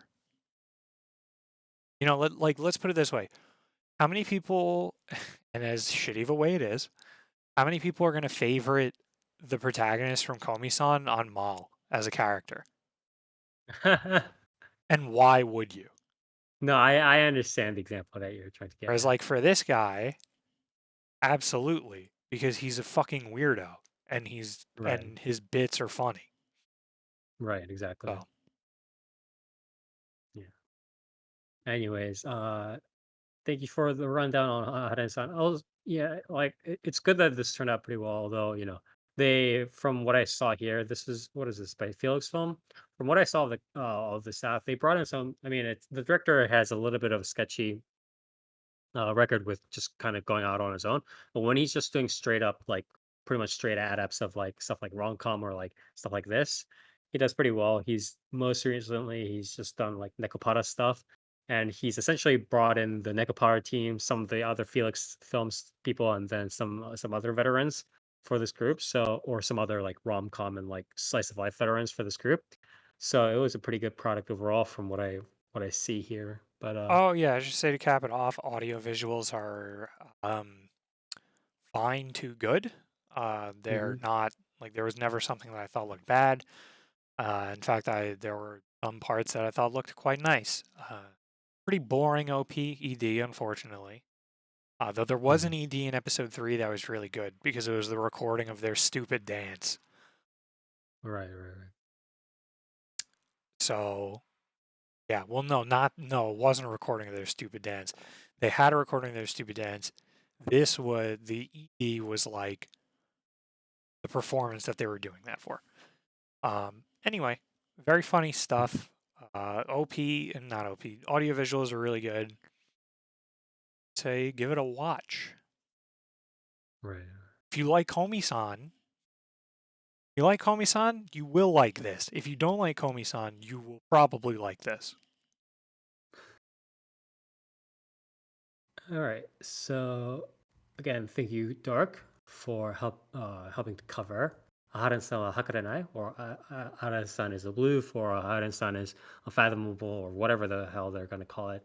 Again, manga original, um, it's done by Felix Film, and the general staff is just the kind of Felix Film stuff, mainly core composed of like the people who did like Nekopata stuff, plus some veterans here. So pretty good product overall. Let's check it out if you like this sort of stuff. And last but not least, we cover perhaps the most important series of this season. This is the most prestigious one of this episode. Nier, what do you have for us today? So I watched Black Rock Shooter, Yeah. Dawnfall. I almost said Never heard of Downfall, it. but that would be appropriate. Yes.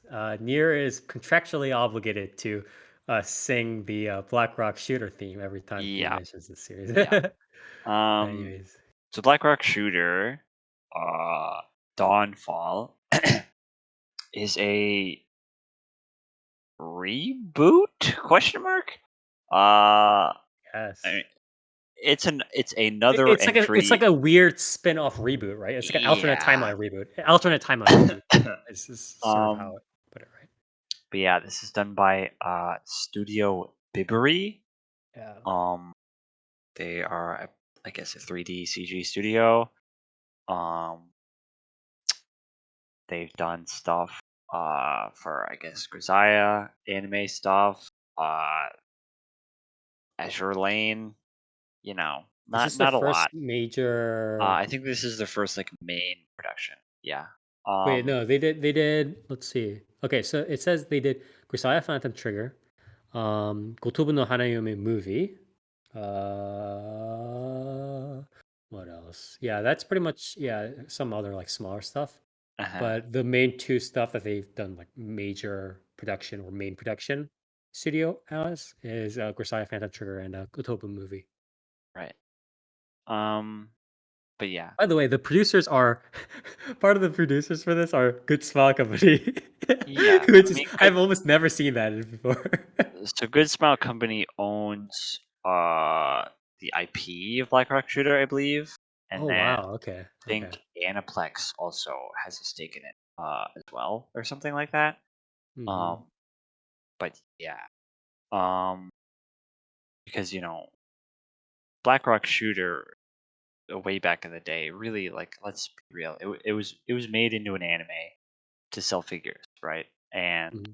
holy shit, did they sell figures? They been selling figures for a very long time of Black Rock Shooter. Um, and they always sell. Um, because Black Rock Shooter always had very striking design. Um, but anyway, this is a weird spin-off, not sequel at all, reboot question mark. I don't know, Uh-huh. of Black Rock Shooter.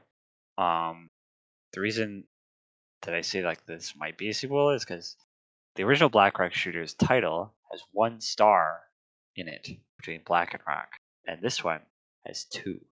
So It's how as it's is the as is the sequel, bro. Japanese, yeah, as is the Japanese edition. There's 2 stars instead of 1, so it must be some sort of season 2. But yeah, this is a CG sort of blend anime. All the action is CG. Some of the character acting is 2D animated, but not very much of it. And this takes place when they said like 2060 something. Basically, the general plot is the Terminator. Um, Skynet happened. You know, uh, Uh-huh. humanity tried to make a bunch of machines for like labor reasons, and for some reason, all these machines for physical labor were hooked up to a super AI on the moon. Because that makes sense. And lo and behold, the super AI decided to But kill near, humanity. don't you know the moon is always a As giant usual. supercomputer? It's made Yeah, of that's quartz. that's true. That's true. Um, yeah, as super AIs tend to do, decided to destroy humanity. Um, and ever since, humanity has been in the super war against the robots, basically. Yeah. Classic. And Black Rock Shooter, along with Strength and Deadmaster, which they've shown, um, Hmm. are I forget what they call. They call them some really stupid name, but they're basically cyborg, um, like enhanced people that are like humanity's trump card or whatever. And in the past, they were defeated, and humanity got really fucked up. But now, BlackRock has just woken up. She's lost all of her memories, um, and the Wait, military or whatever is like, hey, you're the You're the secret to humanity's survival. Come with me if you Waking want to up in live. the future? This sounds just like a Mega Man Zero. Yeah, except it's the Terminator world, and the currency is batteries. So, yeah, the show is not very good, if you can believe it or I not. mean, to be fair, like the premise was like it didn't leave much Yeah, I for them to go mean, off of. the premise didn't really matter that much. Mhm. But like I Is guess it sort better of than the game? no, the game was kind of cool actually. But so like the I guess the actualization or the realization uh of like what the premise is in this series' sort of world and how it pans out is pretty lazy, right? Mhm. Um, because like I said, Black Rock Shooter basically wakes up in a fucking like a Matrix style pod. She's got like tubes all over her. She wakes up, she finds like a basically loot crate of gear. Mhm. She saves these two kids from a robot that's trying to kill them, and then for the next couple episodes, it's like, oh, I don't know who I am. What do I do? And then Like Jason Bourne shit? Like this what is? military dude finds her, and he's like, yeah, you're the fucking chosen one, basically, and Nice. you're coming with me. These Yeah, kids you're coming with me. these kids are stupid. You should kill them. And then Blackrock Shooter's like, no, what the fuck is wrong with you? Um, Uh-huh. and so An she attitude. doesn't kill the kids, believe it or not. Mhm. Um, and then she helps them out, sort of like getting supplies from this hospital. She fights a bunch of robots. She finds a talking motorcycle, um, which is probably the high point of the series. And she fights Strength a few times because for some Mhm. reason Strength, who used to be her ally, is now no longer her ally. It's implied she's brainwashed or something, or her memories have been tampered with. There's really not much going on here. It's basically just setting up like, yeah, we're gonna fight the robots. The robots are on the moon. They're trying to build a giant space elevator from the moon to the Earth, and then when they finish the giant space elevator, they'll shoot even more robots down to Earth, Again, and then that's pretty much the standard premise of yeah, Black Rock Shooter, right? Yeah. Okay. yeah, as it The, goes. the, the thing is, it's like, uh, let me. I have like two major questions. It's like one Yeah. is like, I guess like two and a half because it's like one and it's like sort of a bigger sort of one. But one is this essentially like story wise is more just like a weird, more dystopian cyberpunk like. So it's like, is this like Black Rock Shooter, but if it was like in the DC universe, essentially, like, oh, this is so dark kind of thing going on. Like, um, what's happening here? yeah, I mean, this is Black Rock Shooter if Warner Brothers had it. Yeah, basically. Yeah, okay. That's sort of Um, what I want to main thing I want to know. cause like, cause like I said, they in I think it's in episode one. They visit like this one town, right? This like Right. settlement or whatever. And it's like lore dumping, like what's happened in the past like few years or whatever. And then they get to the point where they show a couple of people sort of trading for goods, and this guy hands like a handful of like AA batteries to this dude, and he gives him a can of gas. And What? the grizzled military dude is like, "Yeah, humanity has to use batteries for currency now because electricity is so important because there's no power grid." And like, that doesn't really make any sense because batteries are disposable, like they get used, right? Right. So how is that a currency? Because then as soon as you're like trading that in, it's assuming that that's going to be used. So that currency Yeah, is then being that's not a currency. that's like That's bartering. yeah, that's like being taken out of any sort of like economy you Bro, could it's possibly like have, Because right? that's Bitcoin, just bro. trading. That's not Yeah. really a So currency. so it would make more sense to say that like There's a reason why batteries. caps in Fallout are a currency. Yeah, like because Because they don't they don't do do anything. anything. But like batteries are like they explicitly state like batteries are an extremely valuable resource, right? And Mhm. so like it almost makes even less sense than like because you know how in like Metro, uh, the games and the books or whatever, they say that like military grade ammunition is used as currency, right? Um, which is like sure because like in that world it's set up that a lot of people in terms of like ammunition that you're using to just shoot shit, you make your own, right? It's Right. you just make it. But like the military grade shit is currency. They use that. That shit's you know, that's the good shit or whatever. Um but in this it's just like yeah, like we need battery. We need these.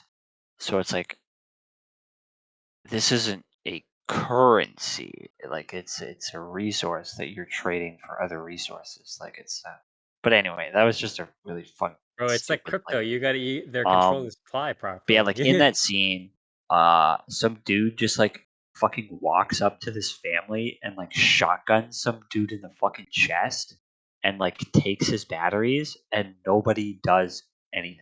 And it's like What? like nobody even reacts. Um and That's just how I far the world is falling, dude. I guess it was supposed to be a scene of like this is how fucked up humanity Yeah, but then is. it begs the question: why But then doesn't he it's like just go on to kill yeah, why isn't literally this everyone guy else? just killing everybody? He's got a fucking shotgun, like and This is nobody seems even to worse care. than the future in which the Demon King doesn't exist. It's like Yeah, everybody's just it's talking true, it's shit. true. Um, but yeah, uh, So this series is basically just like yeah, it's dark. Humanity's fucked up. yeah, again, it's like it's hard to. I mean, I'm not gonna be sitting here being like, "Wow, Black Rock Shooter did a great job," because it's obviously not doing a No, great job. But what I'm saying is that at least if you put it in context, it's just like you understand why it's always been difficult for Black Rock Shooter related material to have a coherent really anything outside of the original song slash material. yeah, And even the original song didn't really make sense. It was just like no, things happening, and it's like, oh, what is it like? The lyrics are just like, oh, I remember like the memories, and it was like I feel sad, and then yeah, like blah blah blah. But yeah, the second question, and I guess this is the most relevant question for anybody that's even remotely interested in Black Rock Shooter, right? Is how I'm not gonna ask like story comparisons or whatever because this that's just like whatever. I don't care yeah, about like nobody watching this really cares about the story at the point that they're getting into Black Rock Shooter. But how does this just overall, or are you getting like compare it in bits and pieces? How does this compare overall to the original Black Rock Shooter TV series from however many years ago? Exactly like 10 years I ago. think it Yeah, was like almost I think it was like exactly 10 years ago. 11-ish, Yeah. maybe something like that. No, But it was 2012 and it was like yeah, it was exactly like ten years ago. yeah, Pretty much and that's interesting. This was actually 8 episodes. That's really weird. It's like I guess it was still yeah, back in a time where it's it like was cuz yeah where usually like in like it this like stopped being a thing around like 2011 to 2013, but like before the advent of like pretty much everybody being jam packed into the 12 24 episodes, it was like 8 episodes, 11 episodes, yeah 26 episodes, 23 episodes. It was pretty fun times. But anyways, but it's like getting back to the original Black Rock Shooter, it was like if you look at this now, like the people who worked on this and like voice this and like how it's uh set up, it's jam packed. oh yeah It was like Sons Against Studios is pretty decently known now. The voice actors cast is just like what the fuck is this? It's just like that. Yeah, Supercell coming in hot. Obviously, you have the original song being used as the opening, yeah which I'm kind of disappointed. Like, obviously, Zach is doing a good job with the opening, but I'm still kind of disappointed that it wasn't Black Rock, like some sort of remix of Black Rock Shooter. You know what I mean? Because it's like yeah you have to have the song. Like it's the song. It's literally I the would song. have liked it if they like inserted it somewhere. Yeah, or Even edit as or like remix even as something. like like an insert or something. Gonna Yeah, be in the because last that's episode, final fight of the I last mean, episode. I honestly would yeah, not be surprised if they yeah, just yeah, play it at like the fucking climax or some shit. But yeah. But it's like, As she drives a wait, motorcycle up the side of the orbital elevator and takes it apart. wait, oh shit! I forgot. Apparently, this was written by the script or the series composition was by Okada Marie, I think, right? The original Black Rock shooter. Oh, the original, Jesus I fuck. believe so. Yeah. Yeah, yeah, yeah. She's Um, so it's like this was and packed, obviously, but it wasn't. it wasn't good. Yeah, yeah, yeah. I mean, we all know Okada Marie's record at this point, but it's 50-50. But uh, overall, I'd say like this, like the first product still wasn't good, but you can tell like it was all hands on deck. It Yeah. was a lot of shit was put into it. You know, Supercell coming in, Kana Hanazawa, Miyuki Mhm. Sawashiro, just like fucking Okada Marie coming in the back, like all the directors and stuff like that were very It very was a big significant. ass project. Yeah, yeah, yeah. But now, I mean, how would you compare this? Like, to be honest, In I know, terms I of know, this like sounds like a lead up question, but still. how much like money seems to be going into it or what? Well, not even money. Like, if you just compare like overall quality, like what do you think? In comparison. Well, uh, so I feel like I should probably put audio visuals to the side in this discussion. Um, Okay. but so they've rearranged all the voice actors, which I think is a very strange decision, right? Because that's not something that usually happens. Mhm. Um, But I think at this point, it's like if they're not putting as much money into this, and they're so trying to hire this cast, it's just like yeah. it's gonna be a much But I mean, harder. there's still so BlackRock Shooter is now voiced by Ishiko Yui, um, Hmm. who's he's a big name. Yeah, yeah, she's so big Strength name. Strength is Asumi Kana. Oh, oh, And okay, okay, Deadmaster is still I think Sashiro Miyuki. I think she's still Miki Seizure. Not Okay, 100 okay, percent sure though. yeah. But uh like they rearranged like some of the returning characters, right? And Mhm. that's that's not super common, and it's a little strange for them to be going from sort of like big names to other big names, like especially if they were like, oh, Oh, okay, okay, we okay. want to like save money. It seems like a bizarre decision. I know what you're Um, about to say. Yeah. but like because like the music, so I really don't want to bring like visuals into this discussion because it's like the original BlackRock shooter had pretty good visuals at the time, right? Like the Yeah, at animation the time it did. was Yeah. it was quite solid. Yes. And this does not, right? Um, but outside of the visuals, I feel like everything is decently solid here. Because the audio, like the sound effects and stuff, are fairly satisfying. The music is solid, right? You've got Zach doing the Okay. OP. Right, right, right. The ED is quite good as well. Um, you know, the voice talent is certainly there.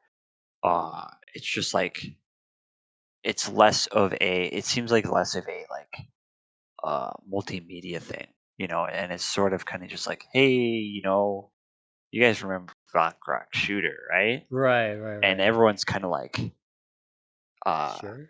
yeah, Yeah. I Yeah. guess. Okay.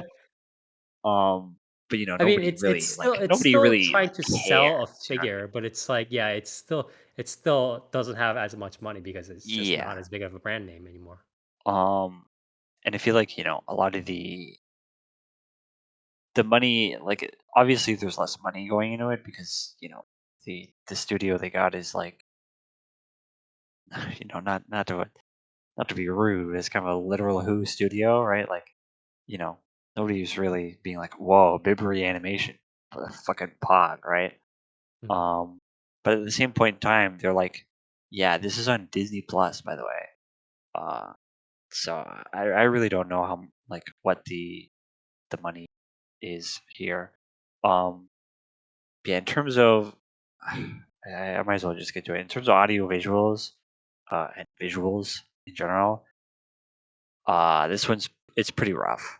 Yeah, So that's why so like obviously I don't, mean to shit on it too much, but it's like this is sort of why I was sort of down on this series because again, for me at least at the end of the day, like the way that a lot of the plot and whatever it is, right? Like is set up, it's kind of whatever to me. But it's like if you start messing up the visuals on Black Rock Shooter, yeah, in the I year mean it's 2022 like, compared to a series from 10 years ago, it's just like and I mean it's a very visual series, right? Like it's focused on the visuals more than yeah, the plot. it's not a series where it's like you care about these characters, right? It's like Yeah, yeah, you want to see the girl with the big hands smash like yeah. Yep, the girl with the giant chainsaw, right? Like yep, it's just what you want to see. yep. And so this is largely CG, right? Like I said, there's some character acting and stuff. It's 2D. The 2D stuff looks strange. The lines are very thin. The colors are like, so I don't know. You guys have seen the PV, right? Of like the military dudes and whatnot. Um, Yes. and they're like weird, like barf green, like coloring. Um, like the colors in this show are very very strange. Headmaster Um, theme. yeah. Um, some of the designs are like they're okay. Like the two kids that BlackRock helps out at first have some cool designs. Like they've got these big coats on, and one of them's got this robot arm and stuff. Um, but yeah, these military dudes are just like they're really fucking ugly to look at because they've all got this same color scheme. It's just like they look like they're untextured almost. Um, and it transfers over into the 2D because that's just I guess the way they decided to color them. Um, and it's just really ugly. But as for like BlackRock herself, they updated her design. To I guess be like I don't even know like what word I would use. Like they added a bit more color to it. She's got this like orange highlight around her, like tiny little bikini top thing with this like neck thing. I really don't know how to describe this design.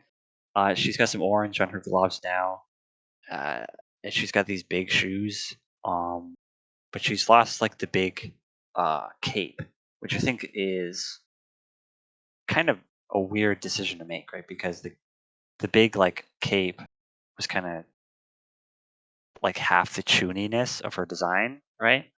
Um, but I guess they would decided to go like more tactical or whatever. Um, Yeah, again, a lot of the Warner Bros. Kind of like yeah. influences eating in. Um, but so before I get to the CG, I do want to comment on the like the environments and the backgrounds here. Mhm. A lot of them seem to be uh so you know how in like visual novels and stuff they'll have like real photos um with like a filter on it. Oh no. Yeah.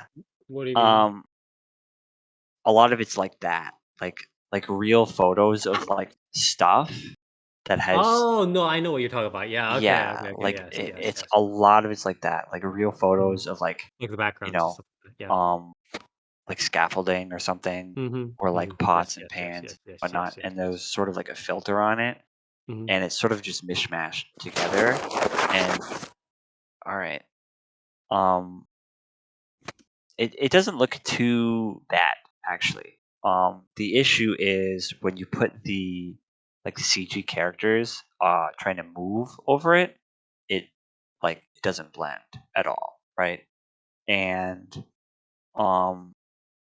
whoever was doing the backgrounds, obviously, like I'm sure they were told to like do it on a pretty low budget, but like I do want to like at least give some props to them because it's not like because you can see that it's real photos of shit, but like it doesn't look it's not like distracting, like it does blend in quite well. Um, so that's nice. But getting to the CG, right? Pretty much all the action sequences here are CG, right? Understandably, it's a CG focused studio from what I can tell. But it's not very good. A lot of the shading and stuff is really really flat. A lot of the more minute movements are really really stiff. Like if they're not doing like these big, you know, jumping attacks or shooting a Right. bunch of shit. If it's just like minor like walking movements and stuff, it's really really stiff and it looks really bad. Again, Um, it's much more. I mean, obviously, the original Black Rock shooter was also a promotional for some other stuff as well. yeah, But it's like this one is really obvious that it's just like, yeah, bro, Good Smile Company is like selling some shit. yeah. Yeah. Um, and it, it is sort of a shame because, like I said, a lot of the sound effects are quite good. They're fairly satisfying. Um, some of the some of like the visual effects and stuff, like the explosions, the laser beams, and stuff like that, look pretty good. Although, it's pretty funny. There's like a scene where Strength is like, she's like slamming the ground and whatnot. Um, and like the dust clouds or whatever that she makes, or it's like a real like they use like a real dust cloud like Oh no, effect. It looks really funny. Damn. Um, it's like one Fucking of busting those out like a Freddie Long weird. video. yeah. Um, but yeah, like there's hints of stuff here where it's like that looks solid. A lot of the or a decent amount of like the movements and stuff where it's like um to like BlackRock like fighting a bunch of robots or whatever. Like the movements look solid, but the issue is like the colors and like everything is just so flat. Like it's so flat, and again, like this world is just fucking shit. Like it's just so empty. It's like there's nothing to really give a shit about. Um, Again, yeah, it's the problem with the premise. It's hard. It's hard. Like I don't like I'm not saying that it's like wow, it's a good series despite it, blah blah blah. But what I am saying is that it's understandable. I can empathize with the people who fucking had to create an anime series from motherfucking Black Rock Shooter, either the yeah, first one or this one. It's like I can understand. I can. It's painful, but yeah. It's just that whereas the first one, like there's something to be had with like the fight scenes, yes, whatnot. yes, Um, I really don't see much, right? yeah. It's very unfortunate. Um, the only really things that they're doing with like the story, is like you Oh, know, so sorry. I just noticed this, but you know how you said we were talking about how the visuals and the animation were pretty good for its time, right? The first season, or not, the yeah, first Black Rock Shooter. Apparently, the anime was awarded the Technical Achievement in Broadcast Animation at the 65th Motion Picture and Television Engineering Society of Japan Awards in 2012. Holy yeah. shit! I Yeah. mean, there were some absolutely gorgeous scenes in the Yeah, yeah, original. yeah, yeah. This had money in it, yeah, for sure. Yeah, and there's not quite as much enjoyment to be had in this, and Mhm. you know the story in terms of like what they're trying to do with BlackRock herself is pretty boring. Um, and I feel like it's not to I don't really want to like say anything about Ishikawa Yui, but like I feel like a lot of the characters that she has gotten since voicing 2B is Mhm. basically just like robot character discovering like what it means to protect humanity. You know what I mean? Emotions, yeah. Yeah, and I it's think it's she does a lot of those sort of like coup d'etat roles pretty yeah. well. I mean, Especially since she does them very well, but it's like the issue is it, she also got Mikasa, right? yes, yep, So it's like at the point where you're like you got Mikasa and Tubi in your pocket, literally, because it's like if for those of you for the listeners and viewers out there who don't really know how the casting process works, there are two major ways that it works. One is obviously you do an audition, right? And people audition for the role, blah blah blah. And two, and this is sort of like similar lines as the audition role, right? Is people in the animation studio literally call tap the sound director and go like or like the production people or whoever's hiring, right, and go like, hey, or even the author, right, a lot of times it's the author as well, right, yeah, or the and director they or go like, whatever. hey, I think this would be a good voice for the role or something like that, like, oh, or I heard this voice by this voice actor, I think she would be a good fit for the role, blah blah, and that's sort of how they get hooked in or they get the call or whatever, right. And obviously, um, there are sort of two similar sentiments, right? Because whoever's at the audition, right, whoever's the judge or the panel at the audition, are going to have those biases as well, right? Like Yep. this voice actor is good. So like at the point where like you've done Mikasa for Attack on Titan and 2B, you're just like everybody's mind like is just like, yeah, she's probably gonna get Black Rock Shooter. You know what I Yeah. mean? Oh, like So cold, somewhat distant, like yeah, robot yeah, girl. Yeah, Ishikawa Yui, for sure, yeah, 100%. yeah, yeah. Like I understand it, but it's also like, you know, it's basically Yeah. just the same character over and over again at this point, and it's like, Yeah, again, no everybody points. gets everybody kind of gets shoved into Yeah, that no sort of stuff. points against Ishikawa Yui, but I do wish that. Oh fuck! I forgot she also did a Violet Evergarden. Yeah, yeah.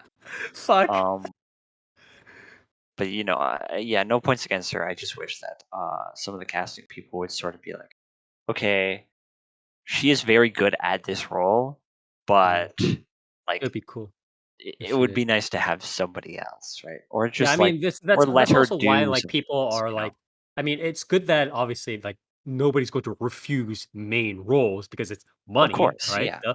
But it's also like that's why always these voice actors and actresses are just talking.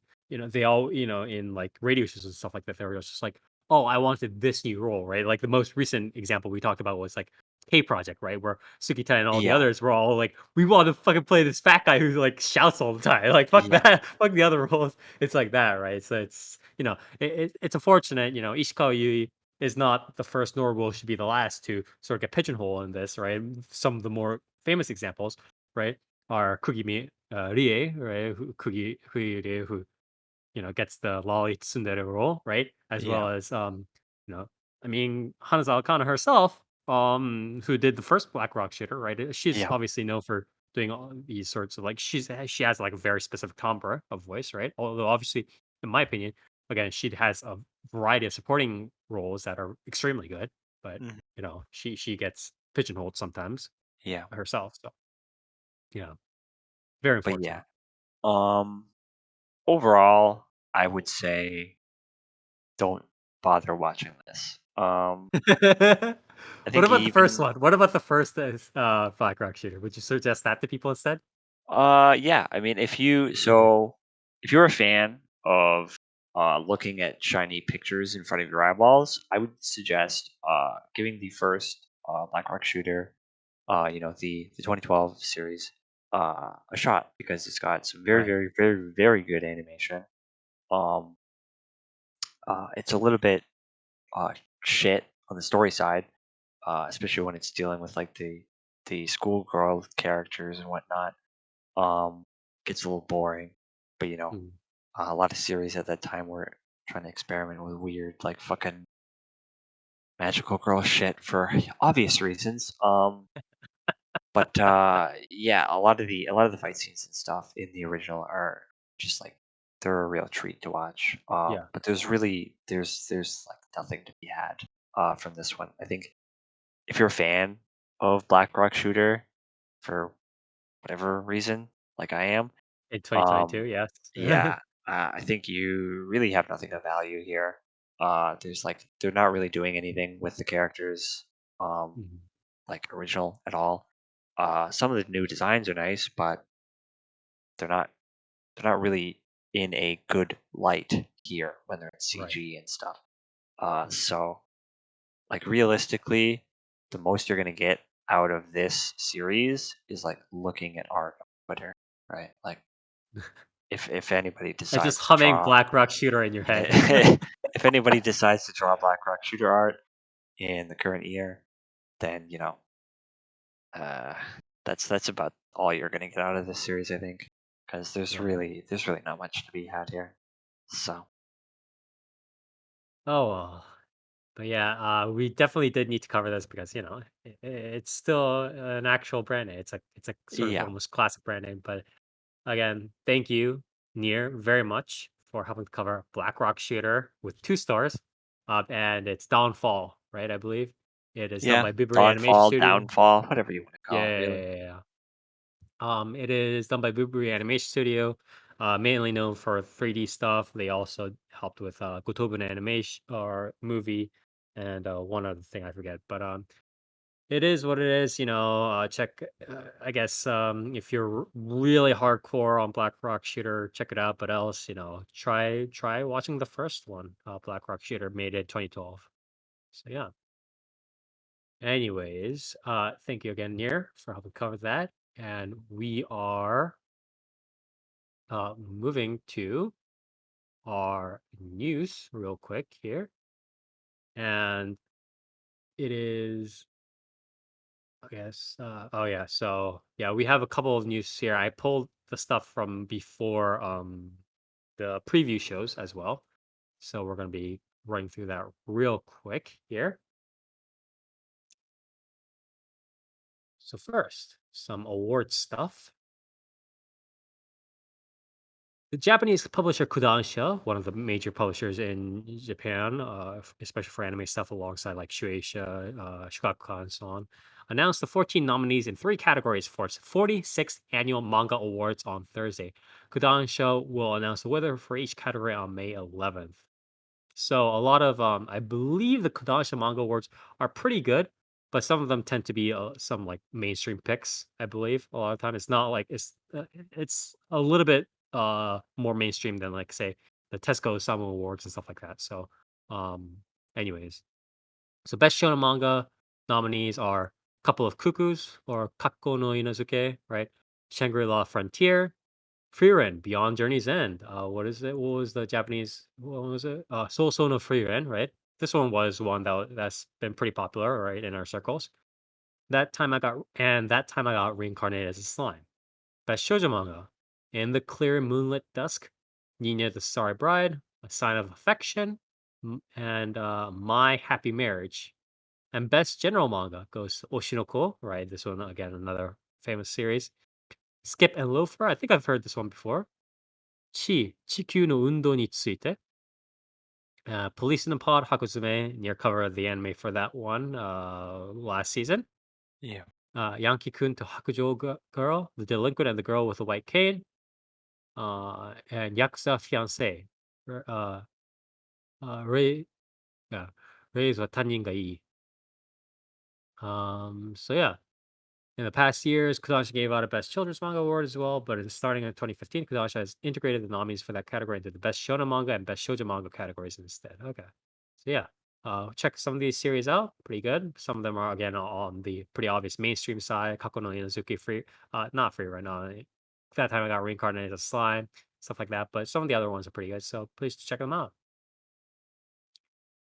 In terms of localization the localization front here, Yen Press is licensing a couple of series that might be of interest to people, mainly, different like light novels and stuff like that. It has licensed 3 new manga, 4 new light novel series, and 1 art book. The company also announced that it will release a new omnibus edition of Yamazaki Mari's Thermae Romae manga. That's the one where it's like the what is it like? Was Isn't it like the different like springs or whatever? I forget. It's like, oh yeah, yeah, yeah. So it's like there's a Roman architect that gets reincarnated into 20th century Japan and goes around like different baths or whatever. But yeah. Uh-huh. So some of the different manga and light novels, stuff like that, are coming up are Seiken Gakuin no Maken Sky, or the Demon Sword Master of Excalibur Academy. Arya sometimes hides her feelings in Russian. Tokidoki bosotto, Russia go de dereru tonari no Arya-san, light novel. God's games we play. Kami wa game ni ueteru. Apparently, disillusioned adventurers will save the world. 人間不信の冒険者たちが世界を救うようです. King's Proposal, 王様の Propose. Touring after the apocalypse, 週末 touring. This one looks pretty good. The gay who turned kaiju. Kaiju ni tata gay. All right. So yeah, Damn. so those are the list of series that are being localized. So watch out for those. Netflix is testing a new payment model in Chile, Costa Rica, and Peru. That it is Yeah, where they for shoot users who you? for what? Yeah, Where they they just take shoot your you? internal organs Yeah, like exactly. for your sub. Like, what does that mean? Close. For users who wish to share accounts between separate households. Again, these are only being held in the nations listed: Oh, this shit. Chile, Yeah, Costa Rica, sharing. Peru, All right. and premium users with Netflix's one of Netflix's plans will be able to share a single account with an additional user outside the household for about $3. So I guess we'll see how the stuff rolls. Obviously, Netflix has been increasing their subscriptions recently, to nobody's surprise. So we'll see how this How it reaches. goes. Yeah. And finally, Soul Press, who I believe declared bankruptcy before something like that, or I forget. Yeah. Okay. So the social media manager for publisher Soul Press, Smallis, revealed on Twitter on Monday that the company has reached the point where it can no longer provide refunds for about 90% of orders.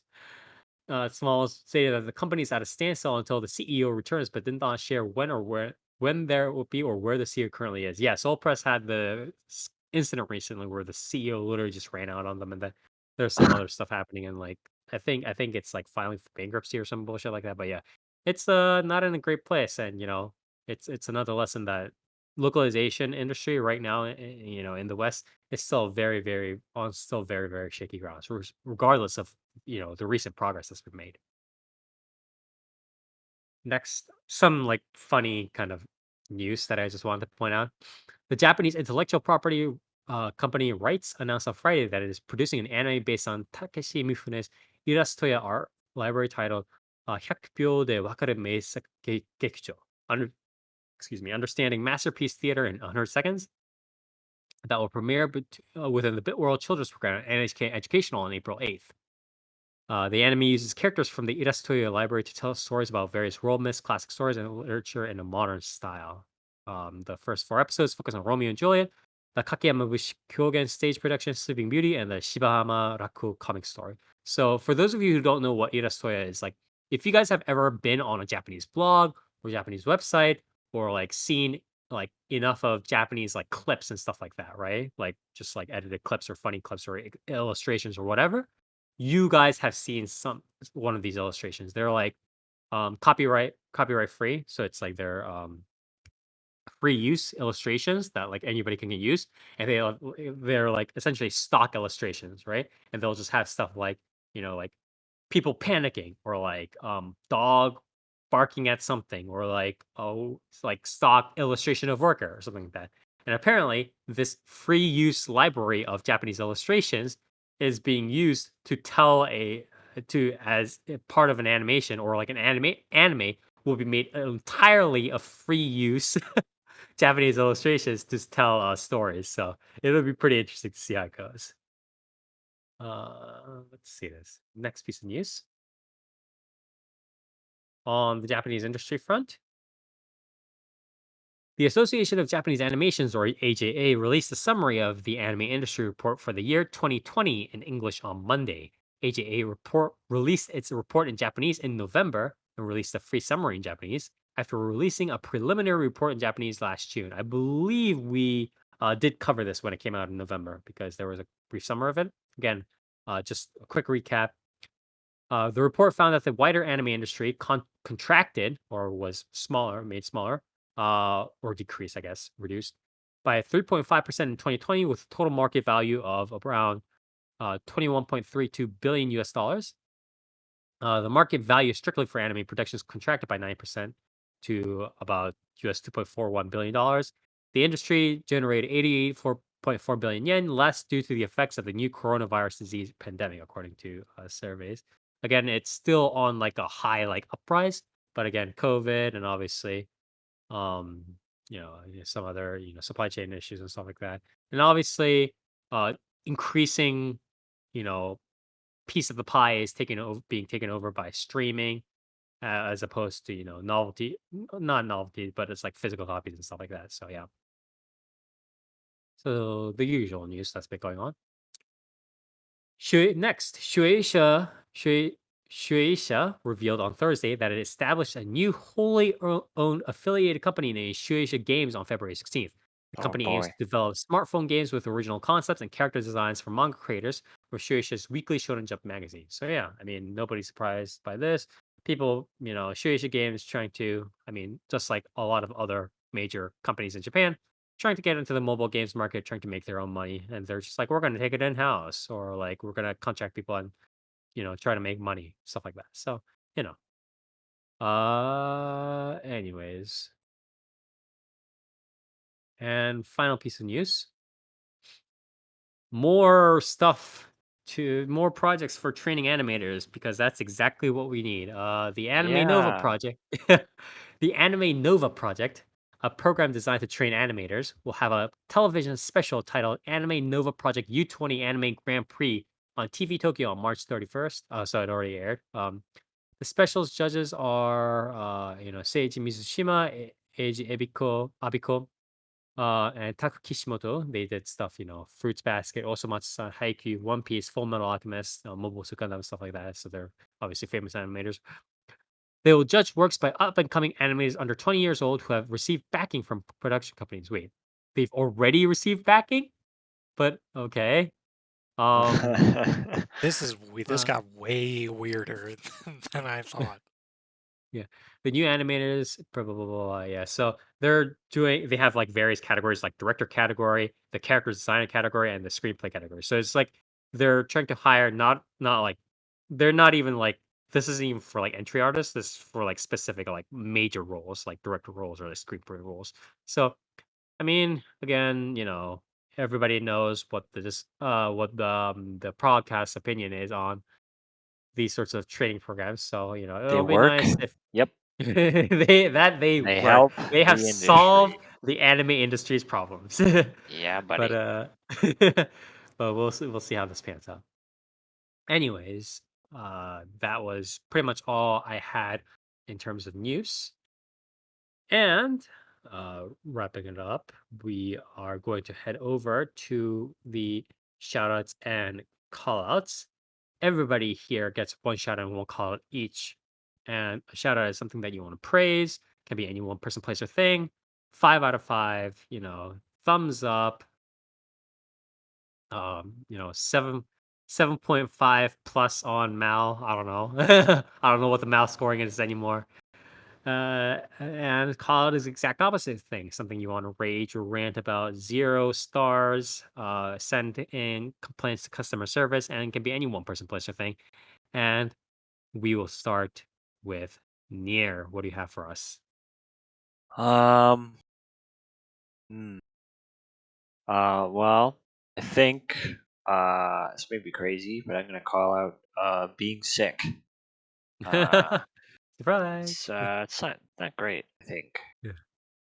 Um, as for shoutouts, oh, I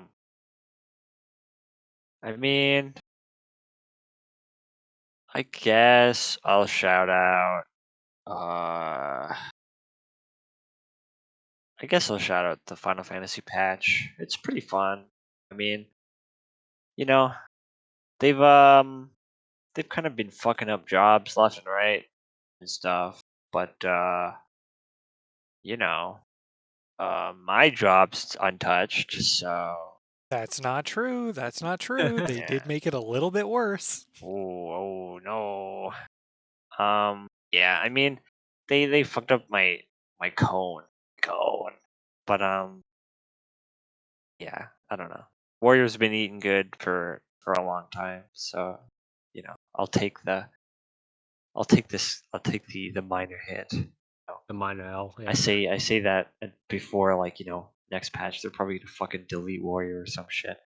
But Yeah, Warrior no longer self heals, by the way. yeah, Every 25 seconds. yeah, Telling you.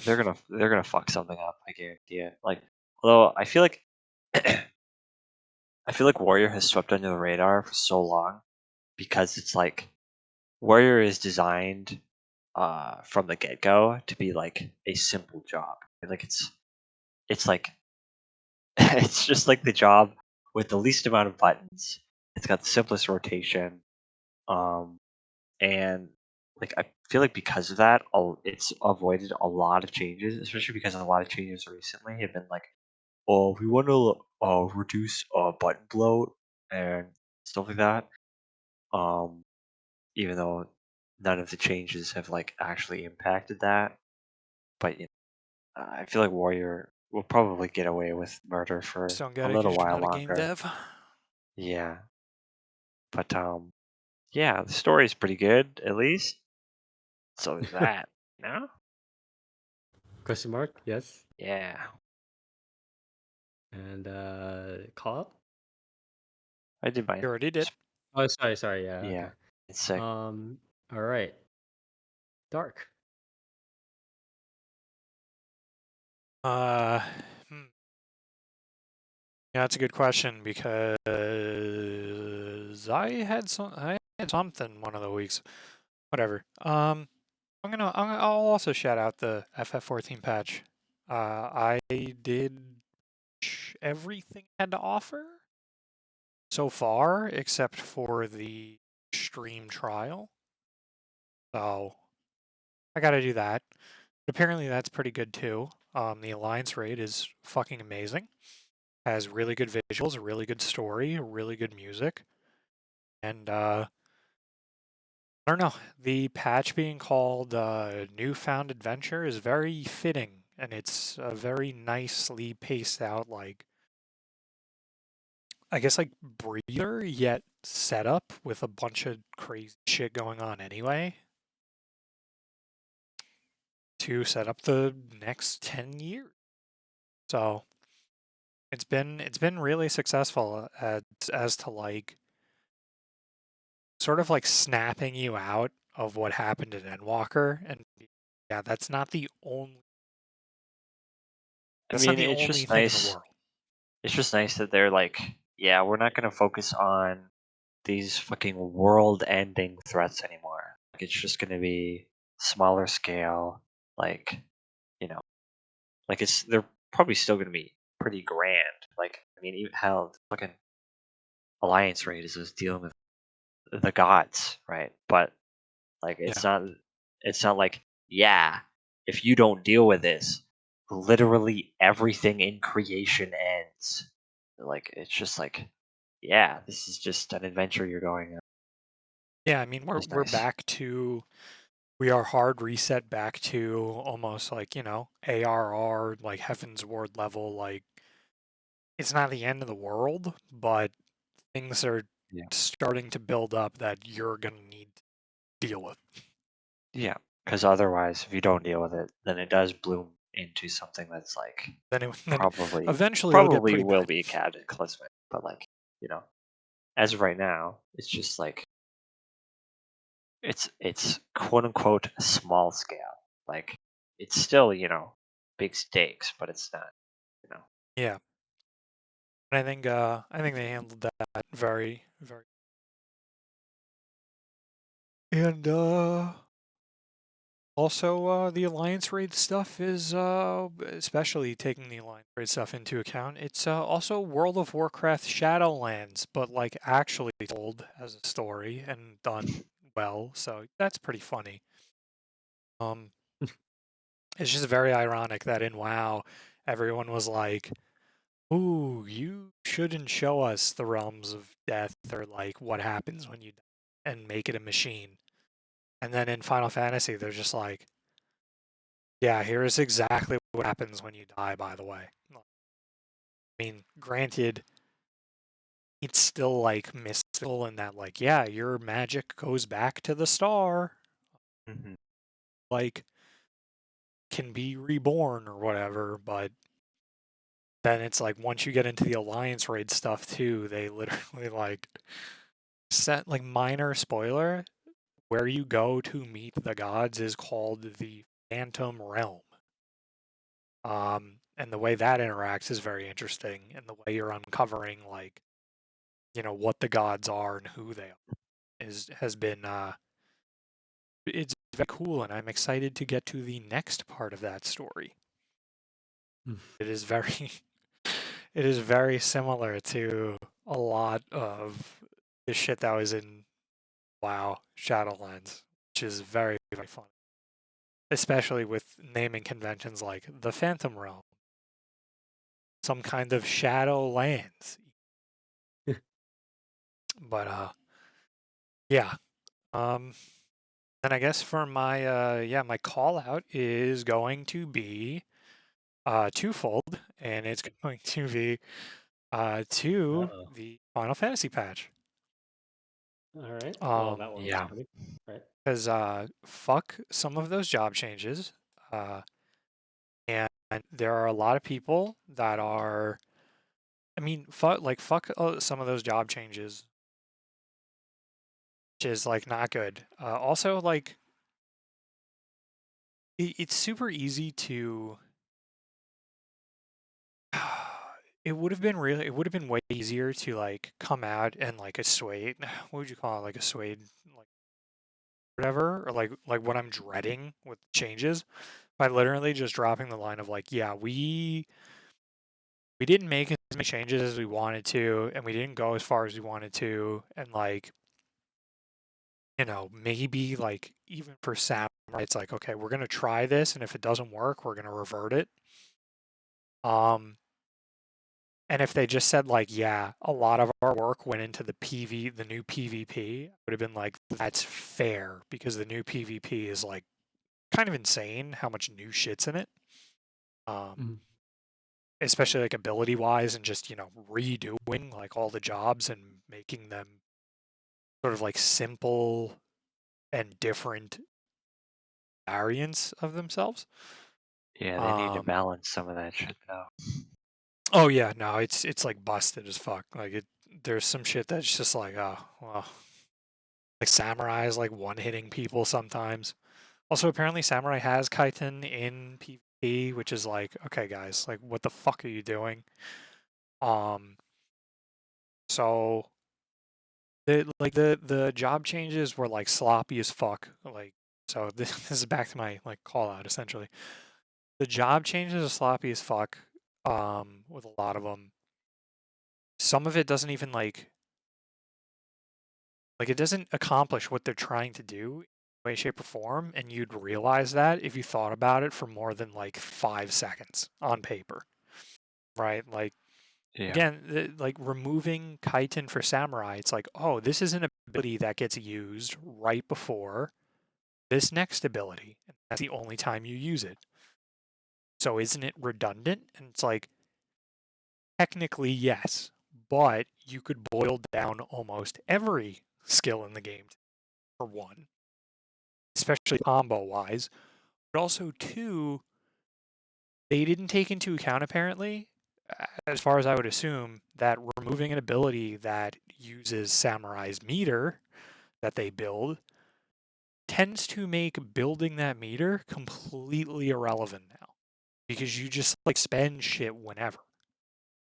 Yeah, I Like mean, there's have you really seen the new fucking meme rotation with Samurai where they just spam it's like the Yukikaze rotation where it's like you just do Yukikaze and then you instead of like doing your like EI jutsus or whatever, you just you convert your like the seals oh, you into convert the Genki seals into and then you just you you just just spam the spam shit out of the Yukikaze more. Shinten. Yeah, and Yeah. it's like, okay, cool, like cool job changes, guys. You just like fuck the rotation. I mean, it's not even just fucking the rotation. It's like you don't have to. You don't even if you're like trying to work around with like the old rotation. You don't need to pay attention to how much meter you have. Like Yeah. it's like realistically the meter's now worthless because you're not always making sure that you have enough to use for chitin before your finishers. So like there's that, there's the fact that they somehow managed to do that while also extending the duration of third eye, which gives you 10 meter without, I guess, realizing, wait a minute, that's fucking worthless now. Because you A, can't do anything with it, and B, like you don't need it. Like at least before, like you could get 10 meter off a third eye. And it's like, okay, well that's chitin right there. But now it's worthless. So there's that. And there's also the housing fiasco, which is really bad. Like actually really bad. So I tried to get a house. Now, I was unsuccessful, unfortunately. I was one of 7 people trying to get this one. And I did lose to 7. At the very least, I wasn't one person trying to get it from no one else and losing to 0. Because Yeah. you could lose to 0 in the housing lottery. If you were person 1 trying to buy the house, sorry, 0 won. Not you. Person 1 didn't win. No one. Yeah, like there are plots. So the way the housing system works now is, if there's an empty plot of land, right? You spend money to sort of like make it's like a down payment or whatever, right? Well, you pay for the whole And then thing. like you basically buy a raffle ticket, right? And you have to pay up front, and then like it gives you a number, right? And at the end of like whatever period it is, it's like a 4-day period. Uh, Either you win or you don't, right? Like you get a number back, and like you know, uh, Yeah, it's like, oh, number either 7 won. like yeah, if your number comes up, you win. And so there were a lot of FC houses that were up, which is an FC is basically just a guild, right? And so a lot of people like they just had like one. There's only like one bidder plot, right? There's only one person bidding on the plot, and so it was like, okay, there is literally no way to lose, right? There's only one person bidding on the plot. So there's only one possible result for the raffle. It's the number 1, right? And as it turns out, fucking results day comes out, and a shitload of houses, the winning number is 0, which means there is no winner. Like you literally cannot win the plot. And so a lot of people are like really fucking pissed off because Which like I would it's say, like sure rightfully you get so, you get your money back if you don't win the plot, but it's like but you should have won. you still went through That would 4 have been fucking you. days of like And now, but the other thing and is now too, is there's no way to reimburse someone for that because yeah you should have won. Like, and now yeah it's it's like, just so what are you stupid. going to do for compensation? It's not like you can be like, okay, you win. Well, you now it has to go back up for a lottery, and you have to hope that no one else rolls after they fix this problem. Yeah, Like, because some I people did win I would houses, feel, and now there are less plots to bid on. And yep, so it is more likely that a lot of people are going to be bidding on the whatever smaller and you were medium rolling on. plots, right? Which is maybe the one that you were voting on. And so it's very likely that the one that you, last round, should have been fucking guaranteed to win because you were literally the only person bidding on it. Now other people are going to bid on it because there are simply less houses. Um, Yeah, and now it's just you a really really go stupid fuck situation. yourself. I mean, the real answer is A, add more wards for one. The second real answer was 18 out of 20 should not have. should not have been free company. I I'm mean, I just think it's throwing that out fine. there. I think it's fine to have a bunch of free company things. They really just need to make it so one person cannot own multiple houses. There's just I Well, don't know there's why that that's too. I don't know why that's still in the game. It's so fucking absurd to me. And one FC should not be able to own multiple houses either. It doesn't make any fucking Yeah, sense. Um, one FC should have one house, one person, one. That's it. yeah, On it makes per no sense. account. Like one house per account. That's it. And frankly, I think the FC owner should be the FC house. Like that's it. You can transfer the rights to someone else and technically own too, but the house should belong to like. Actually, no. I guess that doesn't make any sense. Never mind. That was just me being salty. But either way, um, Hmm.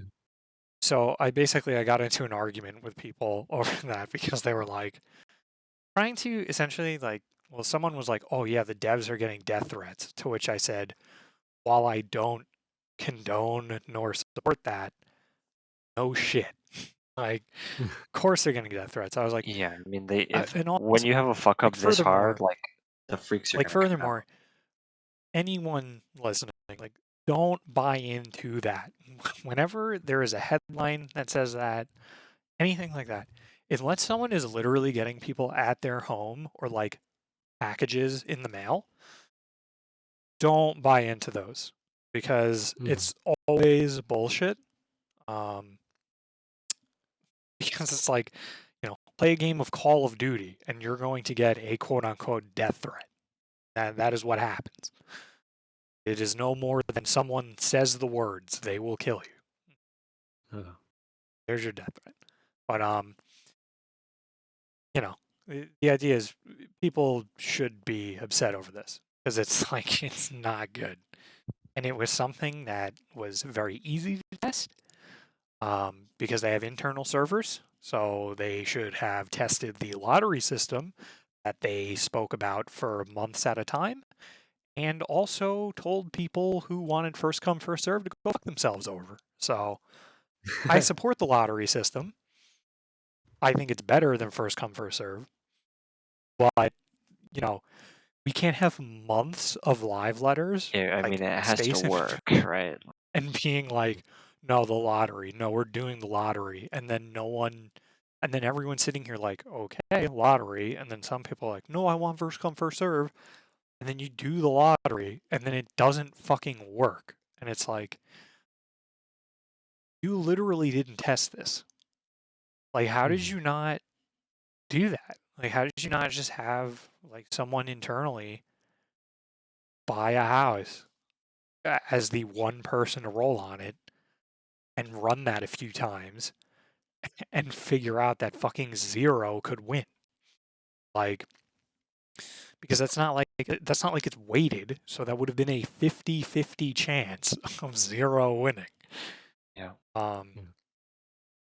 And yeah, and it's just a matter of like that is a big fuck up. And just more or less that the dev team for that game is not infallible.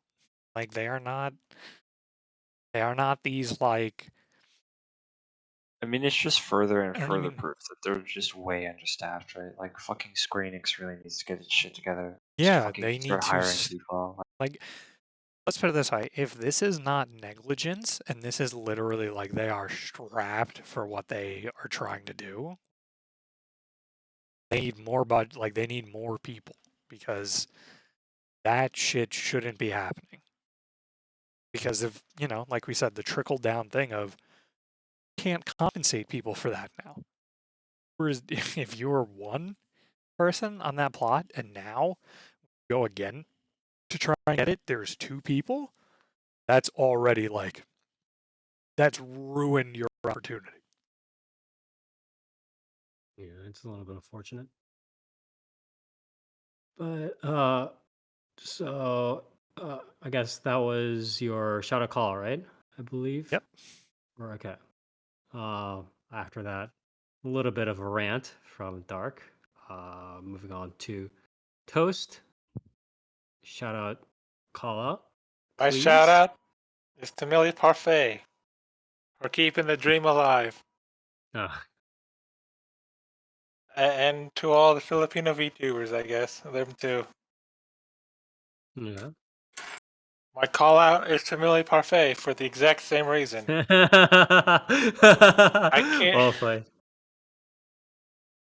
It's, did you see the clip I posted in VTuber chat? Yes, I did. I hate it. Well, you can't I can't handle. have I can't handle it anymore. you can't always have a perfect community, but anyways, It yes, should. thank you. How dare you bring up my PTSD? Yeah, sure. Uh, That's it. okay.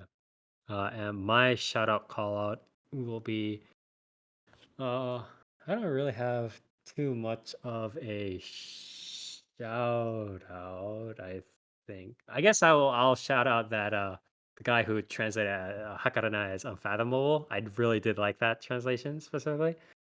Um and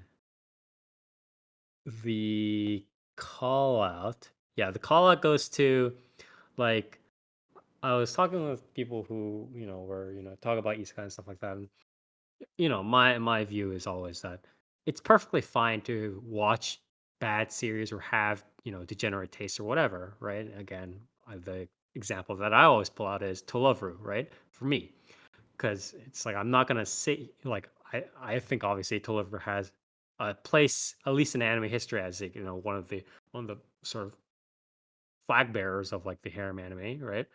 Series. But I'm not gonna sit here and be like, wow, it's just like Totoro was just as good as, say like Golden Kamuy or something like that, right? I'm not gonna sit here and be like that, but I do watch it, right? It's a thing that I watch. Says the But Sakura trick lover. the best series of whatever year, I gave the Yeah. award to, yeah. Um, but I think there are like too many people. I don't know whether it's due to the general quality of the series or because people haven't watched anything else or whatever it is. But it's like there are more and more people who are just like, yeah, I watch this because it's like good. Like unironically being like, I'm watching, I don't know, like Rakudai Kishi or like some, the greatest demon lord to ever walk the earth or, whatever this other, like all this fucking shows that's just bullshit because it's good, right? It's like they sincerely they're just like, yeah, wow, this is freaking awesome. They're just like I don't know if you guys need to get out more or like if you guys are trying to justify something or whatever it is, but come on, we can't do this. We can't set the standard here like this, and it's just extremely upsetting that people are doing this. Uh, so my call out goes to low standard bearers, right? Low standard people, especially with regards to isekai series watchers. So that's my call out. And with that, we are going to wrap up our podcast I guess our episode for today. We are going to have our next episode, obviously, in 2 weeks' time. We're just going to start kind of wading through this. We should be able to cover most of these in a pretty timely manner. Again, there are not that many unique series this season compared to, all the sequels and stuff like that are coming out. So we should be able to cover them in a timely manner. And for those who and if you like what we do, we stream our podcast every other Saturday starting at from 10 p.m. Eastern Standard Time over at twitch.tv/4PlayAnimecast. That's with the numeral 4, where we talk about the latest and greatest in Japanese animation, media, anime, manga, light novels, web novels, visual novels, and so much more. So check us out here on Twitch page where we stream our live recording of the podcast. We save it in our highlights so you can watch each recording of the podcast as well as on YouTube, 4PlayAnimecast. So whichever format for your viewing pleasure. Just check us out here. We have information and updates on our social media platforms, Facebook for Play Animecast, as well as on Twitter, handle at 4PPAnimecast. So check us out here, check us out there. And as always, see you next time.